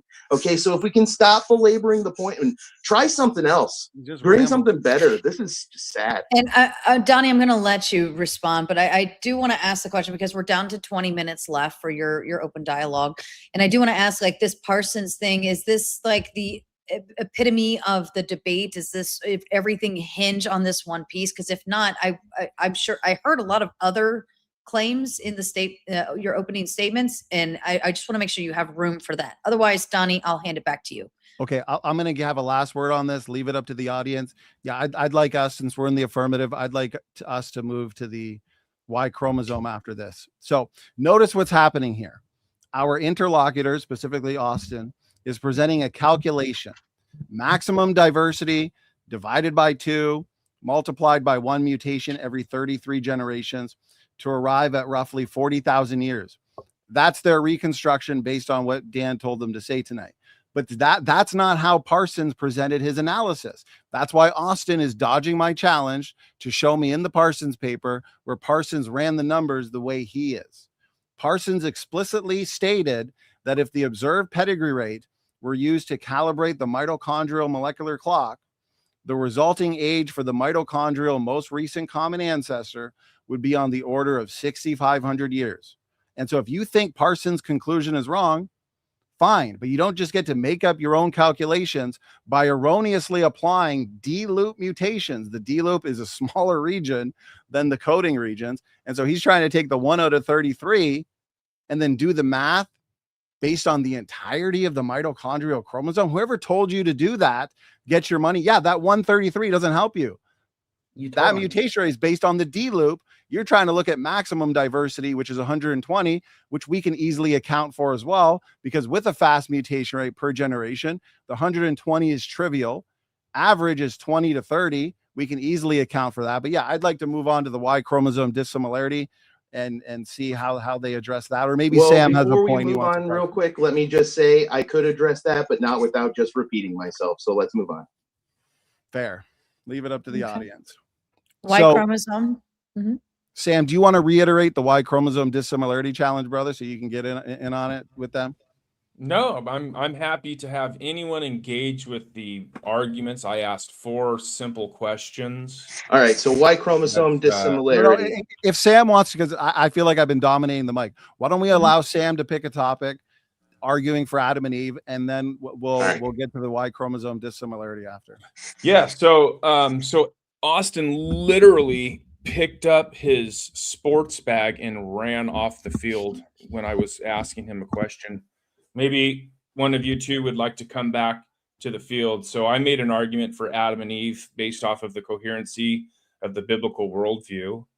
And so what Austin is doing and Dan is doing, his mentor, what they're doing is they're making extrapolations, and while extrapolating, they're presupposing the uniformity of nature, that the present conditions, based on their calibrations, are the key to interpret the past. I want a justification for that. That's what I want. So undergirding. Okay, since you brought up mentors, let's talk about yours, Dr. Kent Hovind, or should I say not a Dr. Kent Hovind? I'm not. Yeah. So are you going to dodge my question? If we're attacking mentors, let's compare mentors. Okay, an actual geneticist, an actual virologist versus a grifter who drowned a kid at his amusement park, aka Cold Compound, and said the rest of the family. Come on, I thought we're not supposed to do personal attacks. Who is this? Grain of Hold on, salt. stop. I don't know. Stop. I have no idea who the fuck you're talking about or what you're talking about, but if it goes outside of my rules, please stop. All right. Yeah. To me, that sounds like there's a something completely off topic that has nothing to do with anything, and I actually don't want it on my screen. And I know we all went over the rules backstage, so I want nothing further of that bullshittery. Thank you. Move on. Yeah. So Austin, you crashed out a little bit. I need you to calm down. All right. So Y chromosome divergence. Hold on. Sam was going. Yeah, are we just gonna? Is this the part? Is it over, folks? Is this where we melt down? I'm about to fucking just end all of this, quite frankly, because at this point, like, this is becoming very frustrating. They would like that. They would like that rather than engage with my argument. So Austin, if you can point to any time through any of the numerous streams that gentleman has done where he has made one of the arguments that I've made tonight, that would be something. But I asked you a question. Okay. When you are making extrapolations, you are assuming that the present conditions are the key to interpreting the past. If you don't have any justification for that, then as it turns out, the God who is provides for the uniformity of nature, which you are borrowing in order to do science. So the argument here is that science is possible because the God who created Adam and Eve exists. I'll answer you. So rather than doing graphic masturbation gestures, I would like for you to actually engage with me like a mature-minded adult, and I want you to address this argument that I mentioned in Atheist. Okay, Anthony Flew was one of the most prominent atheists of the recent past. Robert Jastrow is another NASA physicist. He made the same argument. He's an agnostic. So unless you want to say that these people are Christian presuppositionalists, which is kind of weird, when I'm challenging the presuppositions that you are making, because you don't even know what that term uses that you throw out so, I guess, carelessly. Yeah, I just made an argument. So let's engage with it. Let's do that. Okay, I can engage with it in a word: gibberish. Now back to Y chromosome divergence. So no, I think it's my time to engage. No. You just blabbered for like. Come on, guys. We only got 13 minutes. Yeah, hold on. Let's take it back. I want to take it back to Sam. You were going on presuppositional. I don't know what other people's precepts have to do with it, but I do like presuppositional. Well, I made that clear in my opening. I'm sorry that nobody can track here. It's really simple. Science is possible. Hey, Sarah. Hey, Sam. Just allow Sarah to finish it. She's the moderator. Let her. I like precept in these conversations, and I'm not sure because you were mentioning some other names just a second ago, and I'm not sure where they came in on if these were other people. But Austin, you were just saying gibberish. But if something's being engaged, let's engage it. Or if Donny wants to move to Y chromosome, I'll do that. But precept's very important in this conversation, I think. No, I've got one more argument. I've offered to answer twice. Yes, Joe, if you have an answer, go ahead, Joe. What's that, Joe? Sam, does coherent equal true? Does something being coherent automatically make it true? No. Right. That's not an argument I made. So I didn't make an argument out of absurdity. I made a positive argument. Whenever you say that the arguments that we're making are incoherent, why does that ought to tell you to go to the default that must mean your argument's true? Because it's the philosophy that you're trying to use here is silly, and that's why we haven't engaged in it. Because what you're doing there, I'm answering you. You asked why we're not engaging that, and I'm telling you why. Yes, I'm not engaging because precept philosophy is a joke. It literally is just absurd, pointless. That's just your assertion. Okay, hold on. I'll get into it. The problem with presuppositional philosophy is that it is a position that's attempting to justify being incurious. So it will always be worse than a position that justifies curiosity. If you go to see a doctor and the doctor says, well, I don't need to investigate you at all, no second opinions necessary. I talked to God and he told me you need serious invasive surgery. And you go to another doctor and he does lots of investigations and he says, I'm going to seek a second opinion before we put you on the operating table. You're obviously going to go with the second doctor, which is why presuppositional philosophy is a joke. It's not anything anybody should take seriously. It's just a dumb, vacuous position attempting to justify being incurious so that you can have a God belief without having sufficient corroborative evidence to justify that belief. So I just want to you know, and that's all I care to comment on presuppositional philosophy at all. If we could get back to why chromosomes, that would be great. Go back to you, Sam. Yeah. So I mean, you might have a future on Broadway. That soliloquy there was beautiful. So kudos to you for that. But actually, I specifically did not mention a Christian. I mentioned atheist philosophers of science. Okay, you talked about logic in your opening, and what you are saying right now is the most illogical and irrational thing that I've ever heard. If you went to a doctor and they were prescribing you something that wasn't carefully reasoned, which is philosophical, then you would have a problem there. And it's the same when it comes to science. Science rests on a bed of foundational beliefs about reality that are not tested by the scientific method. These are presuppositions. Maybe now you understand what the word means, and so you won't be just ignorantly throwing it out there. I gave you arguments from atheists, okay? And so I want them to be addressed. Now we're going to move on to another argument I made, Austin, because in your little episode there where you crashed out, you brought up somebody and accused them of certain things. Mm-hmm. Now, another argument that I made in my opening is that because we know that morality exists, which is why you were so indignant right there, then God must exist. Okay. If you don't like that, then I want to know what you're referring to when you say that anything is right or wrong. You made a little moral crash out. So maybe you can engage with that. There's another argument, Joe. There's a positive argument for the God who created Adam and Eve. If morality exists, God exists. And I don't know if you know who Friedrich Nietzsche is. You know what moral nihilism is, guys? Do you ever read your own camp? Do you guys ever read books? I'm just wondering. We read about an argument for God. Maybe you can engage with that one. It's called the moral argument. Is this what you want to spend your last 8 minutes where you're supposed to be proving Adam and Eve doing? So you just concede. Just concede. Well, he gave an if then statement. He said if morality, then yeah, if morality exists, then God exists. You could say, no, Sam, look, we can just ground morality in, I don't know, like some dude over there or anything that has justified literally every atrocious thing that's ever taken place. You name it, whether it be the government, whether it be society, or whether it be an individual. That's what you're going to ground it in. You can say it's complicated too. That's fine. So now it's another concession for the biblical worldview. So science is possible. If science, then God. You conceded to that one. If morality, then God. You conceded to that one. If you can't instantiate a coherent worldview that's not Hey, Joe, if a worldview is self-referentially incoherent, is it true?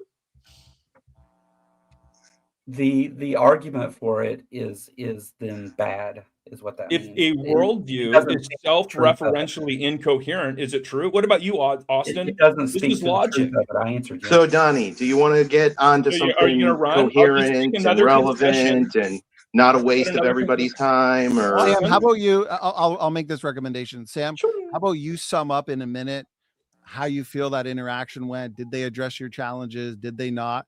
And then we can spend the last 5 minutes on one final point. Yeah, because we would love to have Sam just because if Joe and Austin don't want to engage Sam's argument, maybe Sam should take. Have you guys? Can I ask that question? Because I'm going to start wasting your time now. Have you guys been on the same screen before this? Me and Donnie. Okay. Is there like some our communities mad at their community kind of shit going on? Because all of this hostility and straight retardedness, quite frankly, I'm waiting for an actual debate to happen. And so far, everybody's just kind of rolling around in the mud, having a grand old fucking time. You're the one debate. Let's debate. So I made some arguments. I made some positive arguments for the God who is. I made the moral argument. Austin, you obviously became very indignant. So if morality exists, then God exists. I guess you gave me the concession. I want to thank you. If science is possible, then God exists because the preconditions of science can only be satisfied by the biblical worldview. I'll take another concession on there. I mean, you can giggle like a child in school that got a note from somebody, but yeah, I mean, these are arguments that have been advanced by very sophisticated and prominent people. So. Just because you don't understand them or don't take them seriously. I mean, obviously they worked here tonight, right? you guys are speechless. You're just stymied. You've got absolutely no rebuttal. So therefore God exists. Right. Yeah. Okay, gentlemen, we got 5 minutes left. We got 5 minutes left. Let's leave that up to the audience. And let's let's leave that up to the audience. So I'm gonna run through this real quick. On the Y chromosome dissimilarity, I've noted your response there, Austin. And so my response was showing structural variation within humans is not the same as explaining human to chimpanzee divergence. So I'd like to see you provide, whether in a paper or a direct response, the inferred ancestral Y chromosome, major duplications and deletions, inversions and rearrangements, and a sophisticated mathematical model backing up your assertion. Go ahead. Why are you using an inconsistent standard on things being, divergent? Why is it that in the genus Tycuta or in the Felid genus, you have all these Y chromosome divergences, and we're not saying that these things couldn't possibly diverge from a common ancestor, but when it comes to humans, we are. We're just being inconsistent there. Well, actually, it's pretty clear why, right? It's because the Bible says that humans were specially created and they can't have common ancestry with apes, even though if you treated it the same way you treated the felids or you treated the mouse kind with the genus Tycuta that has equivalent levels of Y chromosome divergence, then humans would be in the ape kind. Okay. So your first example, the Tycuta, are those mice? Yeah. Are they on an island? On an island? Why does that matter? Well, no, I'm wondering. I'm trying to get more details on your example with the mice. This pit, are they an isolated mice population? I'm asking you to provide more details. So they're a population of mice that have they have a similar amount of Y chromosome divergence that you would expect that you see in humans. So if we're not going to say that these mice have too much Y chromosome divergence to come from a common on an ancestor, island though? Are they on an island? Is just my clarifying question. I don't believe so. Okay. There's like some weird scratching noise from your mic. Yeah, okay, your mic's like getting worse as the day goes. Yeah. Dang it. I'm sorry. It's okay. I'm trying to hang on tight to it, but it's like it might be because I apologize. I'll let Joe finish off. Go ahead. Talk to Joe. No, I'm going to address what you're saying. So my challenge before you brought up felids, mice, and then made those arguments about special creation, I asked for the inferred ancestral Y chromosome. Why is because, again, as I argued, when you compare overall size differences, in your opening statement, you said, "Oh, we just compare sequence similarity." Yeah, because you're assuming humans and chimps go back to a common ancestor. You're assuming all DNA differences are the result of mutations over time. Okay, that's the debate in question. I pointed out in my opening statement that we as creationists, we would argue that the vast majority of DNA differences are created, design differences. We make predictions on DNA function. That's a debate for another time, okay? So the point is, we need to see an reconstructed ancestral Y chromosome sequence of your human, chimp, common ancestor so we can see where, when, how, and why these changes occurred. The loss of the entirety of the heterochromatic arm in the pan lineage. You're bringing up creatures that can all interbreed. It's not apples to apples. It's apples to oranges, if anything, because we can actually look at those creatures like the mice. We can look at felids. We can build an ancestral Y chromosome sequence. We know they're related because there's interbreeding going on there. I feel like that was a whole dodge. I'm simply asking you to present a model for how all these changes occurred. If evolution is true, less than 30% the same. Joe, maybe we'll throw it to Joe, get him in on it. Or you, Austin, whoever you want. But I will say your mic's a little bit out there. Joe, let's hand it to you. Do you have a model laying out how these differences, less than 30% in the Y chromosomes of humans and chimps? I'm using that as corroborating evidence to show that humans are separately created, combined with the mutation rates going back 6,000 years to what? The biblical Adam and Eve. Go ahead, Joe. And Joe, I'll let you finish your response as the final piece. The timer is going to finish its thing, but I'll let you finish your response to that. No, Donnie, I'm not going to defend evolution for you. That's not what I'm here to do. We were here to talk about a subject. We didn't talk about it. Thanks. Yeah, I mean, Okay, that's why I said when you want to view our argument through an evolutionary lens, then you're putting evolutionary processes on the table, and they're just going to get attacked. And so you can't have it both ways, right, Austin? That's a P and not P. That's not logical. That's a contradiction. So, yeah, I'm not just using evolution. I'm also using the cognitive model, the cognitive social model of religion, in which gods are fictional characters. All right. This sounds like a good time to go ahead and move into closing statements. If you would like to join for open panel Q&A, I'm going to drop the link in the chat and you all can start shuffling backstage while they're closing out. All right, Austin, I'll hand it to you. Oh, I'm sorry. Are we on a certain timer for these? I think 5 minutes total, right? So let me go ahead and set that for you. Okay, Austin, begin. Yeah, young Earth creationists like Donny and Sam will pretend you have to know pretty much everything in order to know that they're kind of full of it when it comes to certain claims they make. Like when they claim to be more reliable sources on dozens of fields of science and massive complex data pools than the entire scientific community collectively. It's impossible for any one person to be an expert in that many different subjects, let alone to be an expert that's greater than the entire collective scientific community. And believing that requires conspiracy theory level thinking. They have to say that scientists are brainwashed or lying when they say they all say the YECs are full of it. So I think Donny and Sam, they're either profoundly confused and or they're bad faith. I think their worldview is full of scientific absurdities, and they're totally projecting those absurdities onto evolution and deep time to make themselves feel better about that. When you plumb down deep enough, you'll find their worldview relies on miracles and mysteries because all they really have is dogmatic belief in the way they interpret the literal truth of the Bible. And it's possible to believe the Bible is literally true and interpret it a way completely differently from what they do. So the alternative method they're going up against is supported by all the data, which are numerous, the entire biological, chemical, physical, geological, genetic, embryological sets of data pools.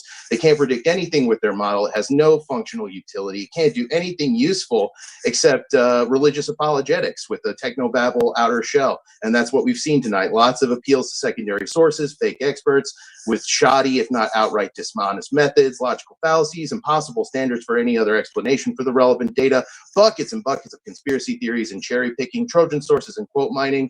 And I think you can easily explain the absurd crackpottery and quackery with simple overconfidence, anchoring bias, confirmation bias, cognitive dissonance, way more easily than it is to explain it with a claim that the biblical Adam and Eve were actually real. So I want to thank everybody in the audience for coming out, everybody on and behind the stage, and I hope I've offered new things for you that you didn't know or inspired your curiosity somehow. But if you take one point away from it, let it be this: you should be extremely suspicious when young Earth creationists, anti-vaxxers, flat earthers, PP drinkers, and other kinds of conspiracy theorists are talking about science. And if you yourself are a purveyor or peddler of pseudoscience, science denial, and conspiracy theories, think about this. If your views require you to assume that every expert that disagrees with you is part of a vast conspiracy, you should probably rethink your views. Go ahead, Joe. The timer's not on, by the way. I realize I didn't set it, but we're at about 2.5 minutes, so I'll reset from there.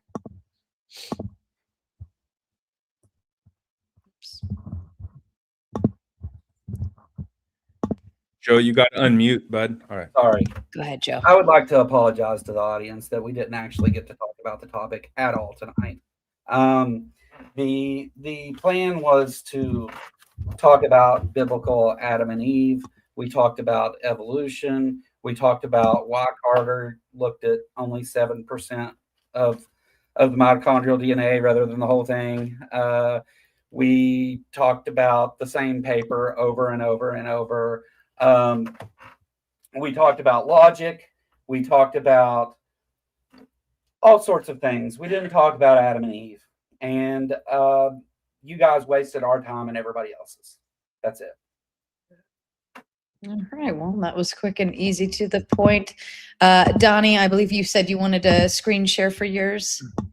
I think we're going to have Sam kick it off, and then I'll screen share one. Yeah. Okay. Let me reset the timer on this one then. All right. And Sam, go ahead.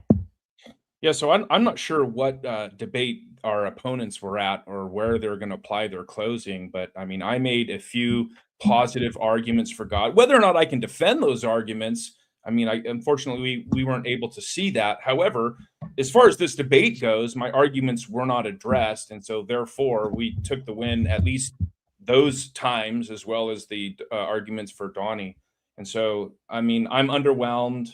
It doesn't follow that because our opponents didn't understand our arguments, or they're mad at our arguments because their feelings were hurt by them, that therefore I didn't make arguments. And so, yeah, I mean, that's just what happened here tonight. Donny?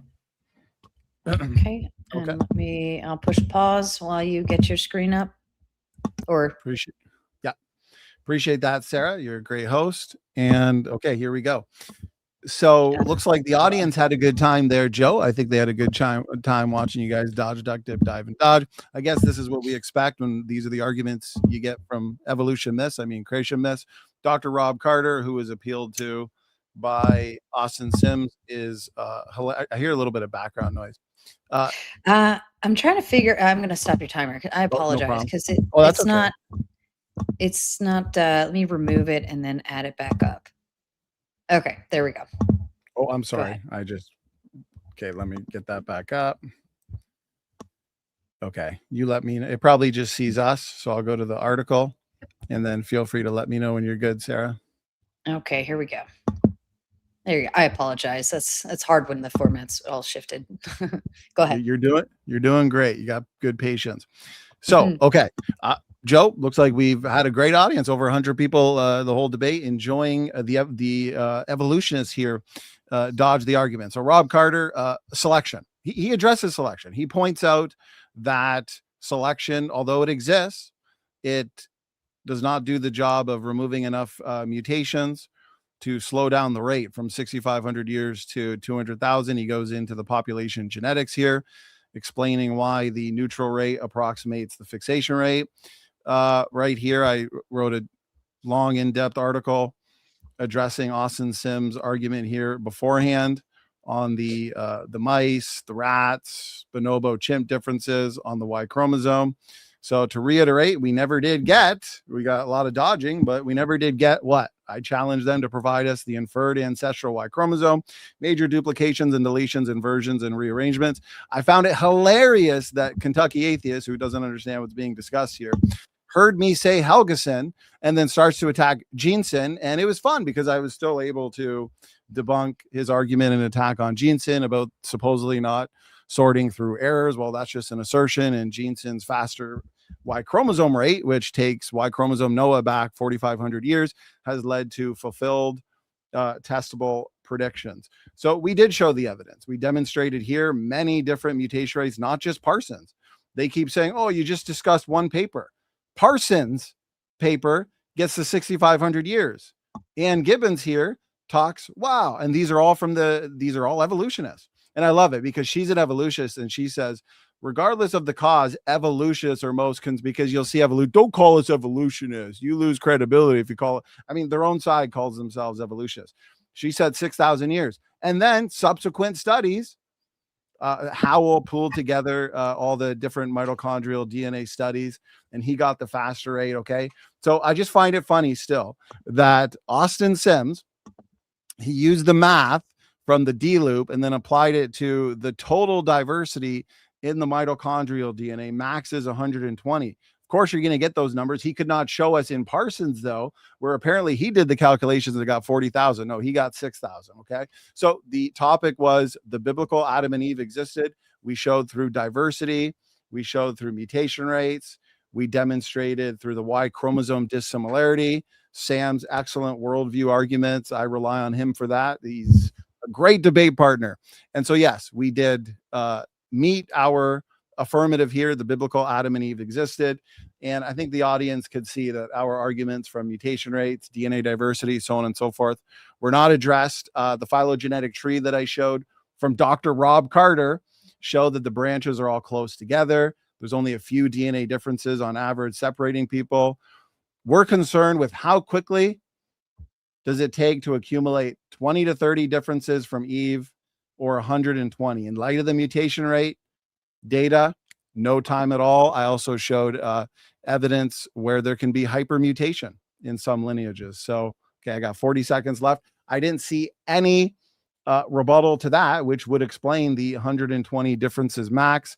And we never did get a quantitative model to show how background selection, which was Austin Sims' appeal, can take us from 6,500 years to 200,000 years. Why multi-generational studies like Helgeson, for example, huge sample size? Why is it nearly in line with Parsons? And I'll just wrap it up there.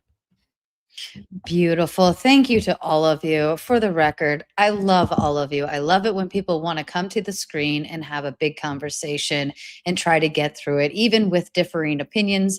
It's a lot to go back and forth, and it's a lot when somebody is completely on the opposite end of you. So kudos to all of you for willing to come up here and argue your ideologies. I'm very happy with that. So I love you all, even though y'all piss me the fuck off. All right. A few super chats that come in. Chuck in Tennessee with the Big 10 said, who is that foxy babe on screen? I don't know. I think he's talking about maybe Joe, Donny, I thought he was Sam. talking about Sam. Look at this goatee. Sure, Clearly. Gotta be Clearly. Sam, you did get a fresh cut right before the debate. You all look foxy and beautiful.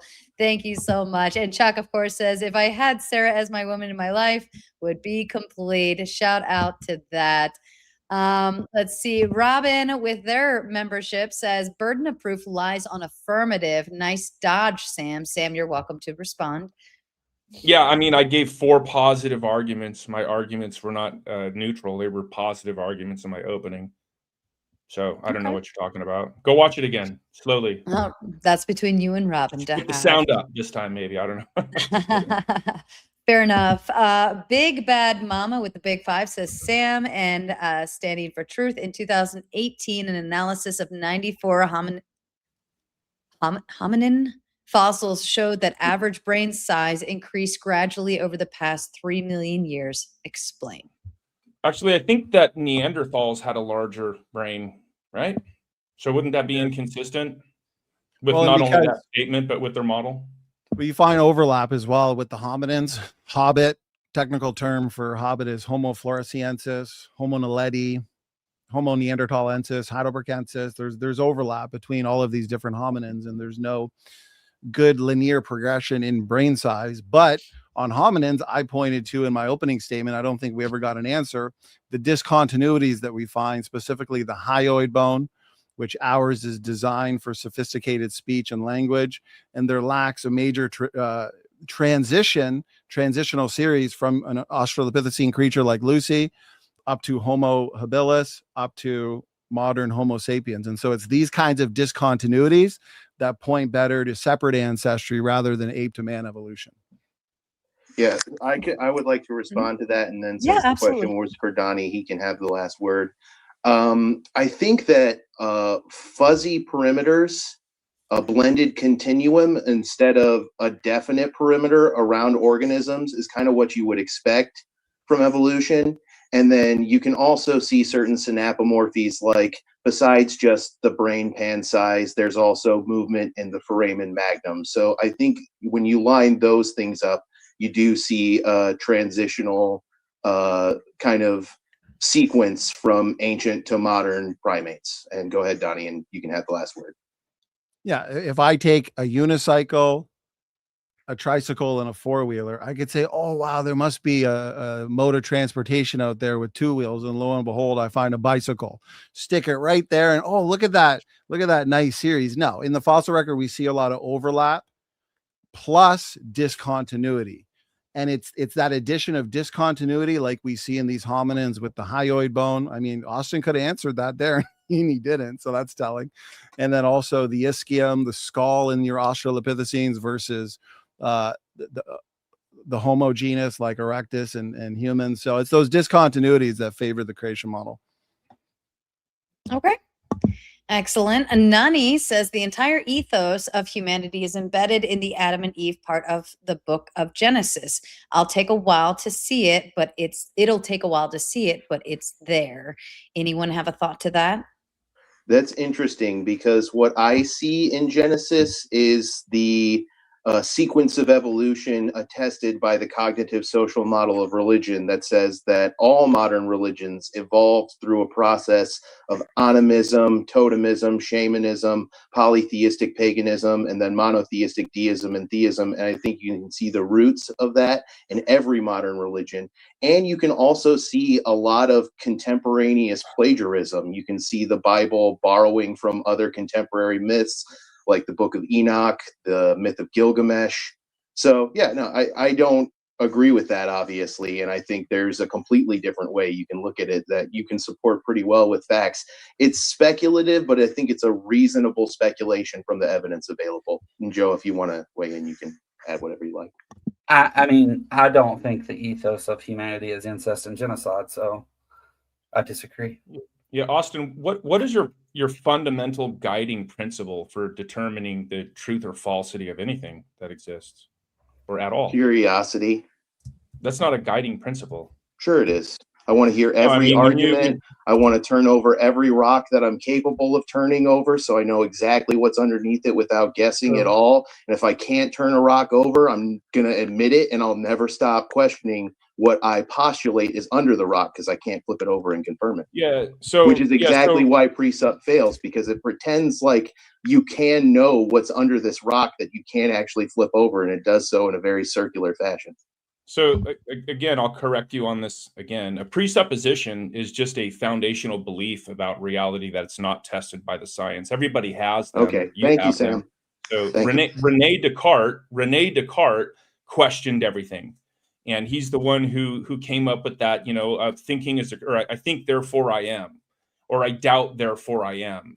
And that was an argument for theism, because he realized that when he placed himself in the egocentric predicament, if you are to be consistent with what you believe, there really is no way out.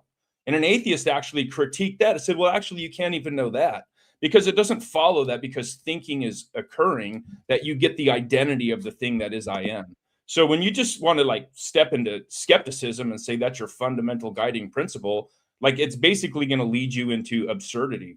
But I mean, I guess if all you have is repeating the slogan that you're not a presupper, even though I've explained to you multiple times that science rests on a bed of presuppositions, then I mean, hey, slogans for the win, I guess. All right, but thanks. The whole narrative is summed up there in Genesis and in the fall with the prophecy of the serpent, the woman crushing the head of the serpent.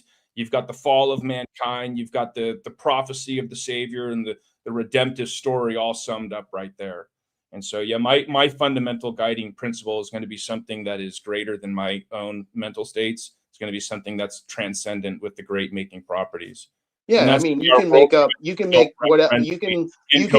whatever properties you want for something that only exists inside your mind. And because the question was addressed to us, I think we should get the last word on it. Yeah, well, I'm not sure that it was, but sure. Yeah. Yeah, have the last word and address nothing I just said. It's fine. I'll have the last fucking word. All right, next question. Big Bad Mama says, Sam and standing for truth. What extent? So that's not a type. Okay. Extant haplogroup is closest genetically to Adam and Eve. Provide biogeographic and genetic evidence, please. Can you share Sam, you or me? Go ahead. For sake of time, I won't, but I could pull up the phylogenetic tree, mitochondrial DNA from I think it was the 1,000 Genomes Project. Actually, in that article that I screen shared in my closing with Dr. Carter, he shows a phylogenetic tree there. We got all the different haplogroups. L, M, and N. Evolutionists would argue that L is your oldest. M and N came from L. But if we just look at overall DNA diversity, compare it with the mutation rates, all the haplogroups would have come in rapidly, all within the last 4,000 to 6,000 years. It's interesting that we got 3 or 4 major haplogroups, L, M, N, and R, and yet the Bible says that we all go back to what? 3 reproducing couples. Noah, his wife, their 3 sons, Shem, Ham, and Japheth, and their 3 wives. Well, that's interesting.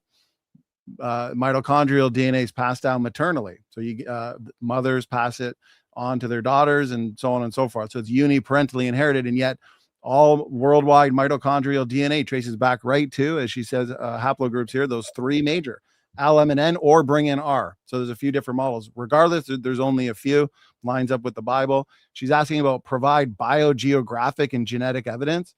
Well, again, that would require me screen sharing, doing a whole lecture on the phylogenetic tree. So you can save that for another day. Good question. I would like to respond real quick, and then you can yeah, go ahead, Austin. Sure. So it's a great question, because what he's basically asking is he's asking in a more racially sensitive way. What a haplogroup is it's a descriptor of a phenotype, and what he's asking is who among the Adam and Eve, or the Noah lineage, who was carrying the black gene, who was carrying the white gene, who was carrying the Chinese gene. And this is a question that kind of plagues the Adam and Eve worldview, is where do these different, what we call races, these racial phenotypes come from, if we all come from that common ancestor. And there was another point, but I can't remember. Go ahead, respond, Donny. You can have the last word on it too.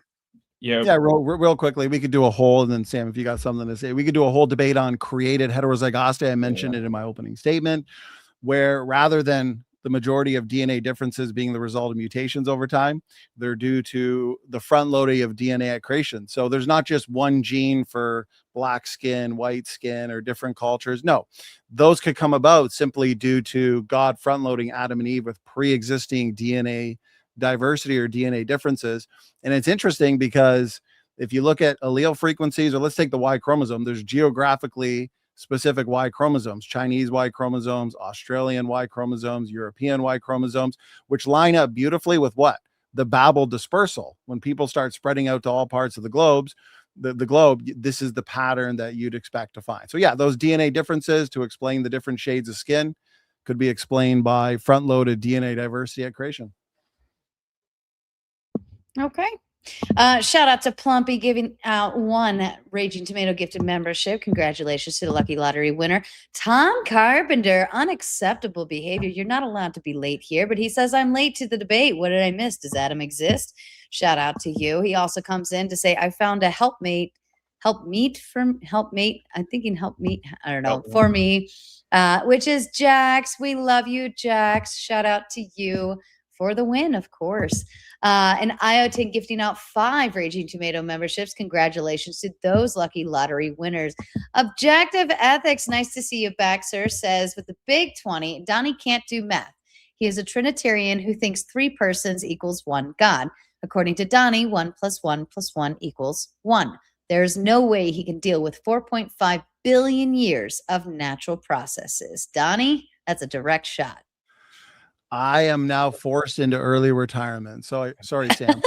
So that's rough. Maybe for Sam, we'll save the Trinitarian point for you if you'd like. There is no way he can deal with 4.5 billion years of natural processes. Well, that's an assertion that there are 4.5 billion years of natural processes. But as we've shown in the debate, we focus largely on genetics. We've got mutation rates that take us back within 6,000 years. If there was a debate on the age of the Earth, we can bring up other points like C14 that we find in carbon, dinosaur fossils, and diamonds where it shouldn't be. We find an abundance of helium and zircon crystals. Those zircon crystals can't be billions of years old, or else we wouldn't find the amount of helium that we do find. So regardless of the field of science, you can go to geology, astronomy, genetics, biology, and you're going to find evidence that corroborates a young Earth. Sam, you want the Trinitarian point, brother? I got 2 words real quick. Heat problem. And then go ahead. I got 2 words. Well, 1 word, debunked. And so, but yeah, one times one times one. What's that? And so the argument that I would make here would be that the God of Scripture alone, the triune God of Scripture alone, is the only God within the Christian worldview that can resolve the problem of unity and diversity, the problem of the one and the many. And so that would be another positive argument for the triune God of Scripture. So you guys are Trinitarians? I didn't want to assume that just because a super chat said so. Yeah, we're Trinitarian. Yeah. Okay, cool. Okay. All right. 3 more questions. Then we'll bring up our panel and we can get into some more. Bionics sends a big 5, says, I'm still waiting for a positive argument for Adam and Eve. Tick tock, tick tock. Did you want to say something to that? Well, I would say people can go back and watch the debate. Might have went over people's heads because they're invested in believing they're related to banana plants, whales, and pine trees. We showed several lines of evidence, starting off with Sam's approach, and then the scientific data that corroborates exactly what the Bible says, that God created two people, Adam and Eve, Adam the first man, Eve the mother of all living, Adam and Eve special from any other form of life, the mutation rate data, DNA function, Y chromosome dissimilarity, all corroborates that account. All right. Bionic says Sam never even said Adam and Eve. So how did he prove they existed? He clearly prepared for a different debate. Sam? Yeah, I mean, you could just go back and probably look at the transcript. I think that's an option. And you can see that I not only did mention Adam and Eve a few times, solving the problem of racism, one race, we're all related to Adam and Eve, but I also argued that Adam and Eve is within the biblical creation narrative. And then I argued for the truth of the biblical worldview. You guys got to pull the cotton out of your ears. I don't know what's going on. Turn the volume up or change the batteries in your hearing aid. I don't know. I can't help definitely you, on board with being against racism. That's good for sure. Yeah, I mean, it was Darwinism paved the way for eugenics, and eugenics isn't a philosophy that even makes sense without aside from the Darwinistic method, or philosophy. Yeah. So I mean, one race. I don't know how you're going to say that people can be racist if there's only one human race. That's that fair. makes sense. What's the problem there, Austin? I would say that we're a social species, so pro-social adaptations are going to be positively selected by selection. Yeah, I mean, I guess I'm older than you, and I remember when I was in school how racism. I mean, this isn't even controversial. Like, this isn't even controversial. Like, go read a book about it or something. I don't know what to say. Like that whole you know who Odo Bango is? Just search Odo Bango in the New York Zoo. I mean, they literally put this poor guy in a zoo and said, "Hey, look, he's not quite evolved to a human yet." They dragged this poor guy out of Africa. Evolution That's your model, but that's your world. Yeah, I mean, no. You know what eugenics is? What do you mean no? Just look it up. Right now, you go on your phone. Yeah, eugenics is a twisted, inaccurate application of evolutionary principles. Yeah, I mean, this is not even controversial. Eugenics goes against natural selection. Austin, do you know what eugenics is? Yeah. Okay. And it's a twisted application of evolutionary principles. Well, it tries to replace natural selection. It tries to fight against natural selection. It tries to fight against mutation, and it tries to preserve a perfect racial ideal. You don't know what you're talking about. Yeah. The premise of eugenics and Margaret Sanger is to rid the human population, which would be like an by fighting natural selection, by fighting mutation. Settle down. Of inferior, what they deemed as inferior race. That's your evolutionary philosophy. No, it's the You're exact not going to be able opposite. to find that in the Bible. Yeah, I mean, every eugenicist was not a fan of evolution. They explicitly went against the principles of evolution. They were against random mutation. They were against natural selection. They were against common ancestry, and they were against hybridization. Miscegenation, they lose their shit over that stuff. So I don't know what you're talking about, dude. Yeah, again. Actually, I do. It's just propaganda. It's propaganda. All right, that bullshit. sounds like another debate prompt that would be really good, actually. Or you can just go watch the video I did on it on my channel called "Is Evolution the Foundation of an Immoral Worldview?" Spoiler: no. So ethics again, right? Ethics again, Austin. Ethics. I mean, what a blunder when the unbelievers with no ethical framework start making arguments in the domain of ethics. I mean, and this is why logic and reasoning is important for you, my friend. All right. Logic and reasoning says I should move on. Dark Lake, shout out to you. Miss you. With the big 5 says, would Adam and Eve be Homo erectus, Homo habilis, or first Homo sapiens? Thanks. Really curious. Oh, I hope I said all of that right. You did a good job. You were close. You said homeo instead of homo for 2 of them. Oh. But you were very close on one of them, so we'll give her a point. And homeobox genes are a real thing, so I think you just got a little mixed up. The word just was in my brain. Okay, thank you. Sam, you or me, brother? Go ahead. Yeah, I would say if you look at the hominin fossil record, you'd have to compare the phenotypes or morphological traits of erectus, Homo erectus, Homo habilis, which I've got a whole presentation showing could have been a wastebasket taxon, as many paleoanthropologists have pointed out, or the first Homo sapiens. So most likely, to give a short answer, closer to Homo heidelbergensis. Homo heidelbergensis could be the early stage Neanderthals, because Neanderthals, we understand, were 40% less fit, highly inbred. They had these long stretches of identical letters, which is called homozygosity. So they were inbred due to isolation. As a result, they experienced a higher genetic load and harmful diseases manifested. So heidelbergensis is more robust, healthier phenotype. We'd assume same thing for genotype. So yeah, quick answer, Adam and Eve, probably more similar to the heidelbergensis morphology rather than the erectus. Why not Neanderthalensis, if I can ask? Well, I think Neanderthalensis could be the end stage of Neanderthalensis could be the end stage of heidelbergensis, because of what we know about the genetics of Neanderthals, that there's several papers you're probably familiar with, where they had a high genetic load, 40% less fit. They're found in across Eurasia in ice age conditions.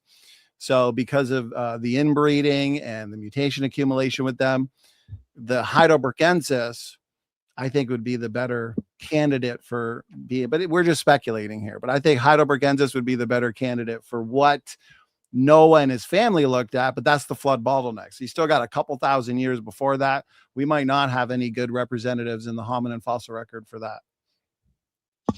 All right, gentlemen, I've got a full panel backstage, so I'm going to bring up the first 5. We'll get through a Q&A portion with that, and if we have some more time, I'll be able to feed the rest of them in for additional Q&A. Are you ready to meet your panel, gentlemen? Let's do it. Let's have some fun. I'm going to refill my water, I think, once you bring go ahead. in. Take a quick, I'm going to get some water as well. Yeah, go ahead. Step away. Do what you got to do for a second, and I'm going to get them up here. Here we go.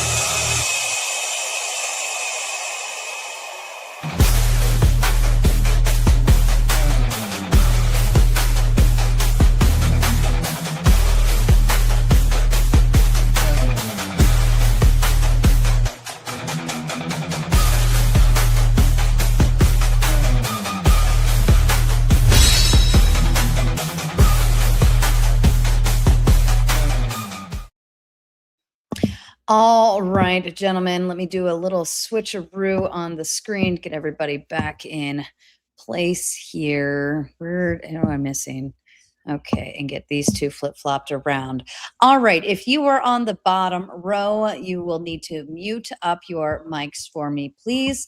Top row, you can intervene and be a part of the question as well. But everyone below me will stay muted unless it is their turn.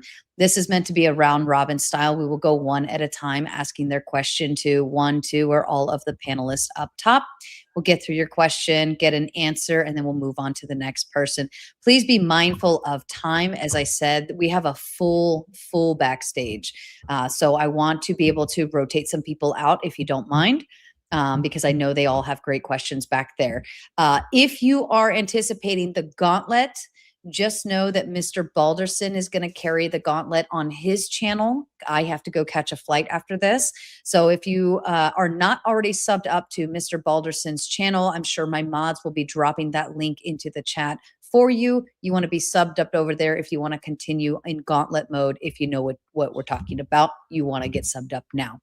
All right. I'm actually going to start off with you, Mr. Balderson. If you have a question or comment to one or any of the panelists up top.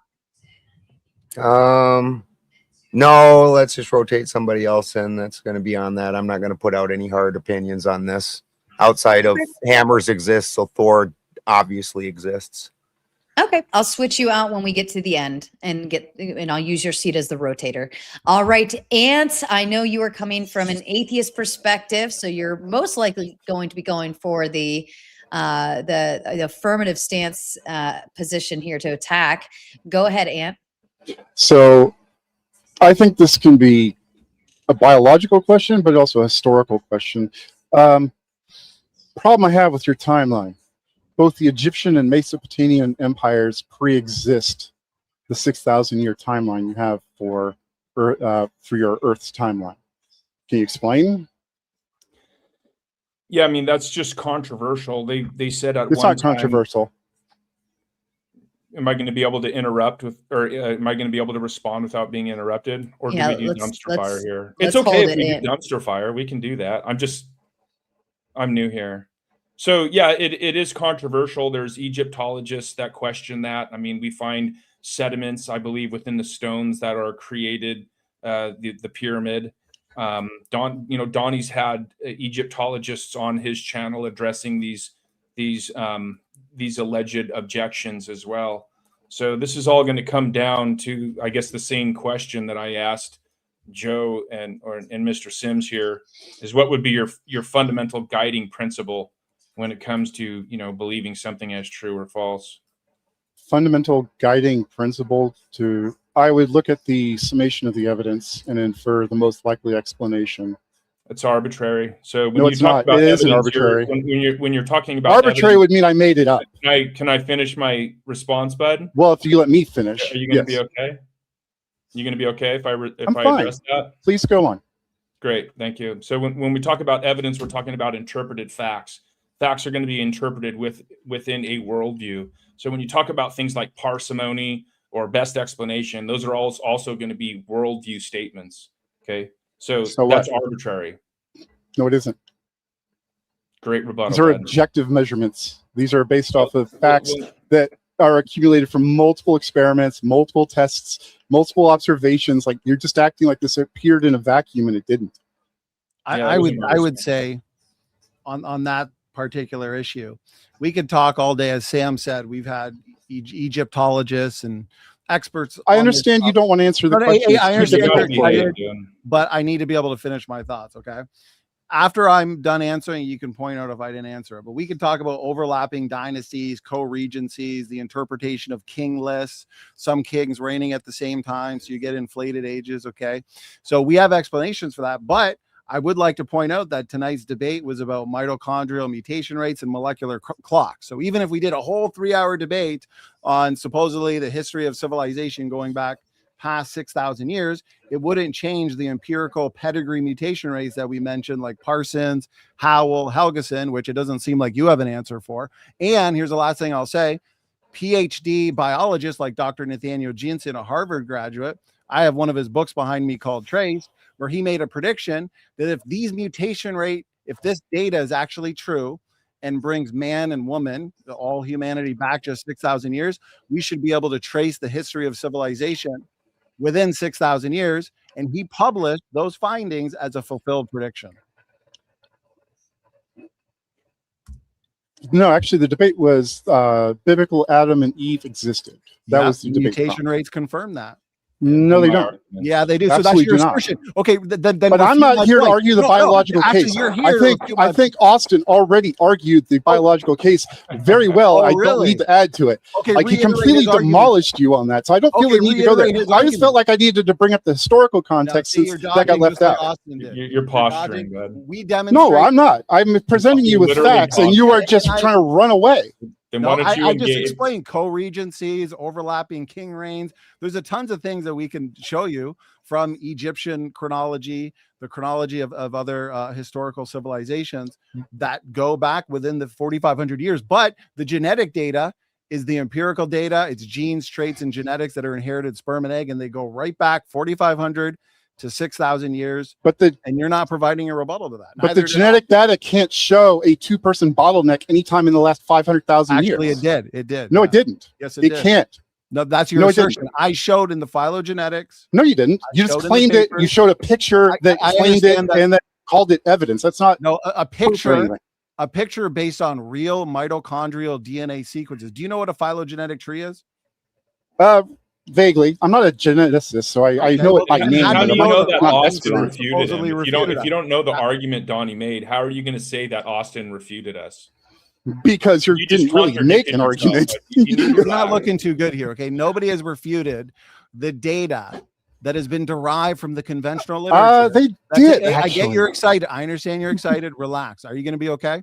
I'm fine. Well, it doesn't sound. Why like are you worried about me so much? Well, because what's your argument? It's dying here. And grass. He's just a sweet guy like that. Mutation rate data contradicts that idea. So Sarah's saying stop. I think you're. We can't hear you, Sarah. You're unmuted. That might be why we got a little wild there. Oh my God, I've been mute. I hit that fucking. I'm not using my normal gear, but I guess that button really is sensitive. I apologize. I've been sitting here yelling the whole time, like stop. Sorry, Sarah. I'm so sorry.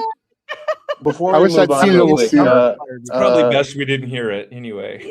Ant got me thinking. Sam, can I ask you a quick question? I think this should be a quick question. You want to ask me a question? Yeah, quick one. You want me to respond to it?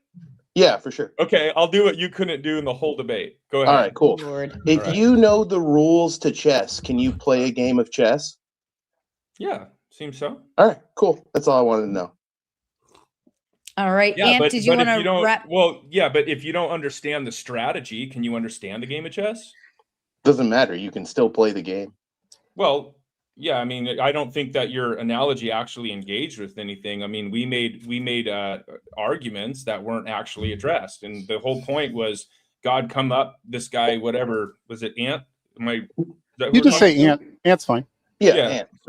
So Ant made a statement that we were refuted, but when Donny asked him a simple question, it turns out that he didn't know the strategy or the game of chess. Suddenly he's not a geneticist. No, the reason I brought it up was because you make this argument that like you have to assume God to do science. That's not what I said. I don't That think wasn't the that's the argument. case. That's not what that wasn't Or the you argument. said that science proves God. I think all you need are the rules, and there's no need for any God in any part of it. That's the comparison I was trying to make. Somebody will clarify one we thing. don't have to belabor that point. Maybe somebody will come up and engage with that argument, and then I will help you understand it. Just Let's want go to clarify ahead. one thing. Yeah, I was gonna say, Ant, why don't you wrap it up with your final thought here? Only reason I didn't want to tackle the biological question is because time is limited. I want to respect everybody's time up here. I was focused on one specific area in question, and I didn't want to expand into areas I wasn't as comfortable in. That's why I said what I didn't want to get into the biological argument of it. Okay, that's it. And thank you for the time, Sarah. Appreciate it. Thanks for coming. Thank you, Ant. We love you. Ant's a regular here, always contributing to great panels all the time. Effigy. I know where you're going, sir. Donny and Sam, be ready for another one. Go ahead, Effigy. You are muted, Effigy, on our end. Now I think Spin's you're not muted here. again on Fucking your rookie. end. Effigy is not coming through. Effigy. I see the movement lines on his screen. I think he's talking. Check your but we can't OBS. hear you. Well, we Check can your probably OBS. guess what he's saying. I believe that he's saying that the Christians have convinced him, and he is now a biblical adherent. You want to get Effigy talking real fast. He'll He's figure it seen out in real quick. He's seen in real time how much dodging the evolutionists have done, and so he's forced to admit he's not related to grass or pine trees anymore. You know what? I think that he's without words because we did so good, Donny. According to evolution, things are supposed to get better on their own. So let's just wait a couple million years, and I'm sure Effigy's mic will evolve a couple beneficial mutations. Effigy, it's still not working. Let me move on to Clay while Effigy, you unfuck yourself. I love you. All right, go ahead. Go ahead, Clay. I know you're gonna hand it over probably to Austin and Joe. Nice little change of pace. So go ahead. Well, yeah, sure. Can you hear me? My sound is good. Yep. Excellent. Loud and clear. Awesome. So before I go to Sims and Joe, I want to just try to get a baseline. A lot of times when I watch these debates, I see the debaters talking past each other, and so with Donny and Sam, I just want to make sure that I'm on the same page, and maybe this might help with other people when they watch the debate in the future, or perhaps these other fellows coming up with questions and that sort of thing. So Donny, correct me if I'm wrong. What I'm understanding is that you were basically using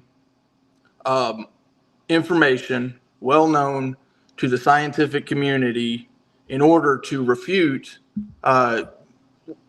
theories, to ensure a separate answer, a second answer for pretty much the same data set. Is that kind of along the right lines? If I understand your question correctly, I was showing from the conventional literature a number of studies backing up my argument that both Adam and Eve, now when I say Adam, it's actually technically Y chromosome Noah for reasons we could get into later if you'd like to, and they go back 4,500 to 6,000 years. What we care about is the data itself. Okay, scientists, they don't really care about opinions and interpretations. The data in these papers based on observed mutation rates and overall DNA diversity go back just, again, roughly 6,000 years to two people. And this is a double whammy because it not only confirms what we're saying, that the biblical Adam and Eve existed, it also contradicts the evolutionary model. So it does two things at once: refutes common descent and confirms separate ancestry. Perfect. Yeah. So if we go by the well-known data set, genetics specifically, we're going to probably come up with varying answers. And typically what happens within the scientific community is there's a consensus, typically with the majority, or at least the well-learned. And then we can infer upon ourselves, what the data tells us, what the evidence tells us. That confirming data would maybe tell us separate things, but then the consensus might come out and say, well, this is what we have resolved, but that doesn't necessarily mean that that is a factual, actual statement. It could be varying even still within the scientific community. It would be similar to, like, if I put up the paper we were discussing on the differences within the Y chromosome sequences of humans and chimps. We have the data, right? We have the data. When you consider everything, overall architecture, size differences, and gene content, the Y chromosomes are less than 30% the same. That's the data. Now there's interpretations on the data. So you can read the discussion section, materials and methodology. Those are important in these papers, right? But now you're going to have scientists looking at the data, and they're going to say, well, okay, this is interesting. Maybe it's because of this. Maybe it's because faster rates of substitution or sperm competition. But now we're getting into the interpretations of the data. The interpretations aren't necessarily true. They have to be supported by the data. And so then that's what Sam and I do, is we show these technical papers from the conventional literature. We cover the data, and then we go over what we believe are the implications of the data. Perfect. And then what I did was I came in and I said that if you have one generation or one mutation for every 33 generations and 120 mutations in maximum divergence, you need to count for. I did all the math that shows that even you're not accepting correction, though, Austin. You're not accepting correct. You can't do the math from the D loop region and then apply it to the whole mitochondrial genome. That's not what Parsons did. He looked at D loop mutations. The 120 max is, I don't know why this is so hard to understand. It's like, I'm actually flabbergasted. You can't do the 1 out of 33 is the D loop. That's the D loop mutation rate.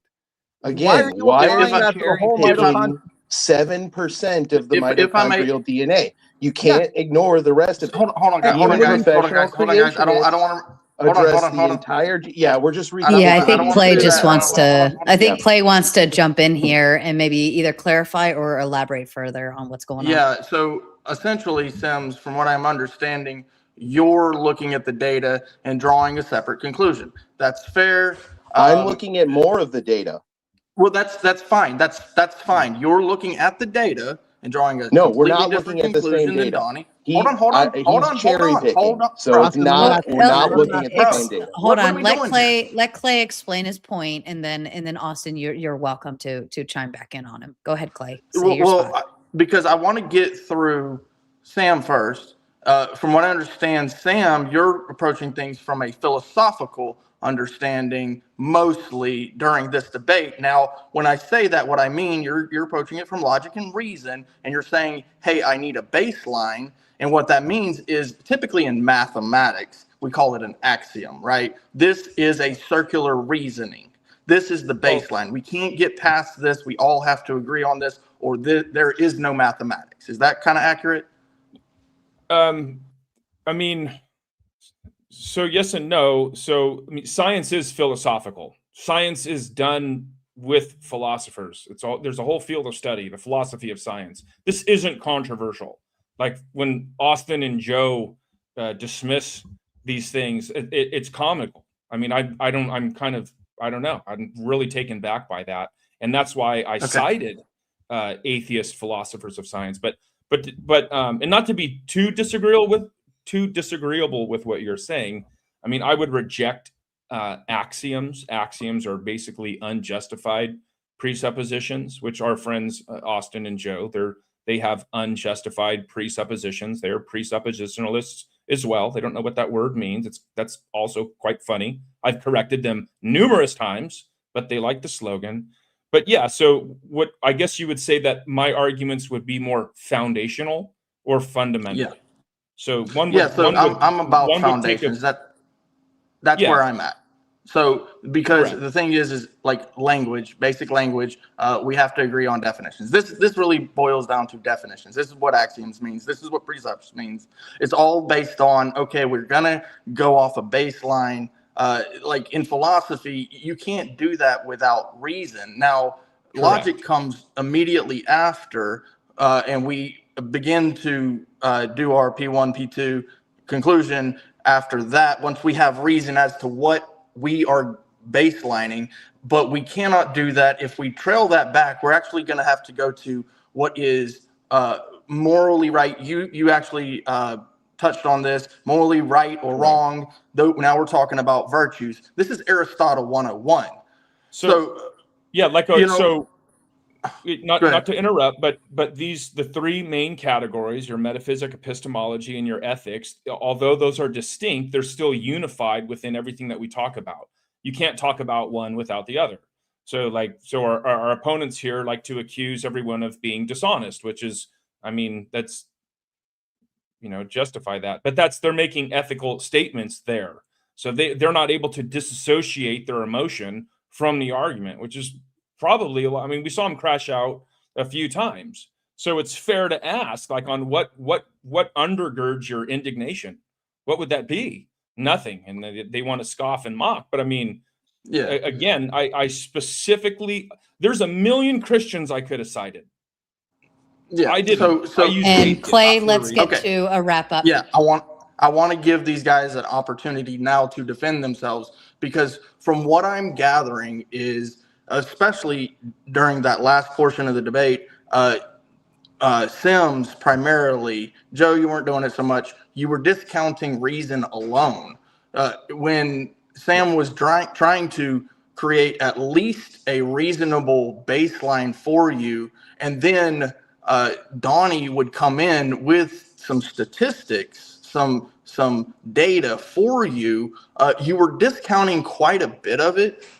And the baseline, again, is Sam's philosophical points, in my opinion, which is the reasonableness of whether this fits or not. So a lot of things were happening where you guys were basically mudslinging, accusing each other of being disingenuous. This came from both sides. Now, I believe Christ is king. I also believe in the 6,000-year-old model.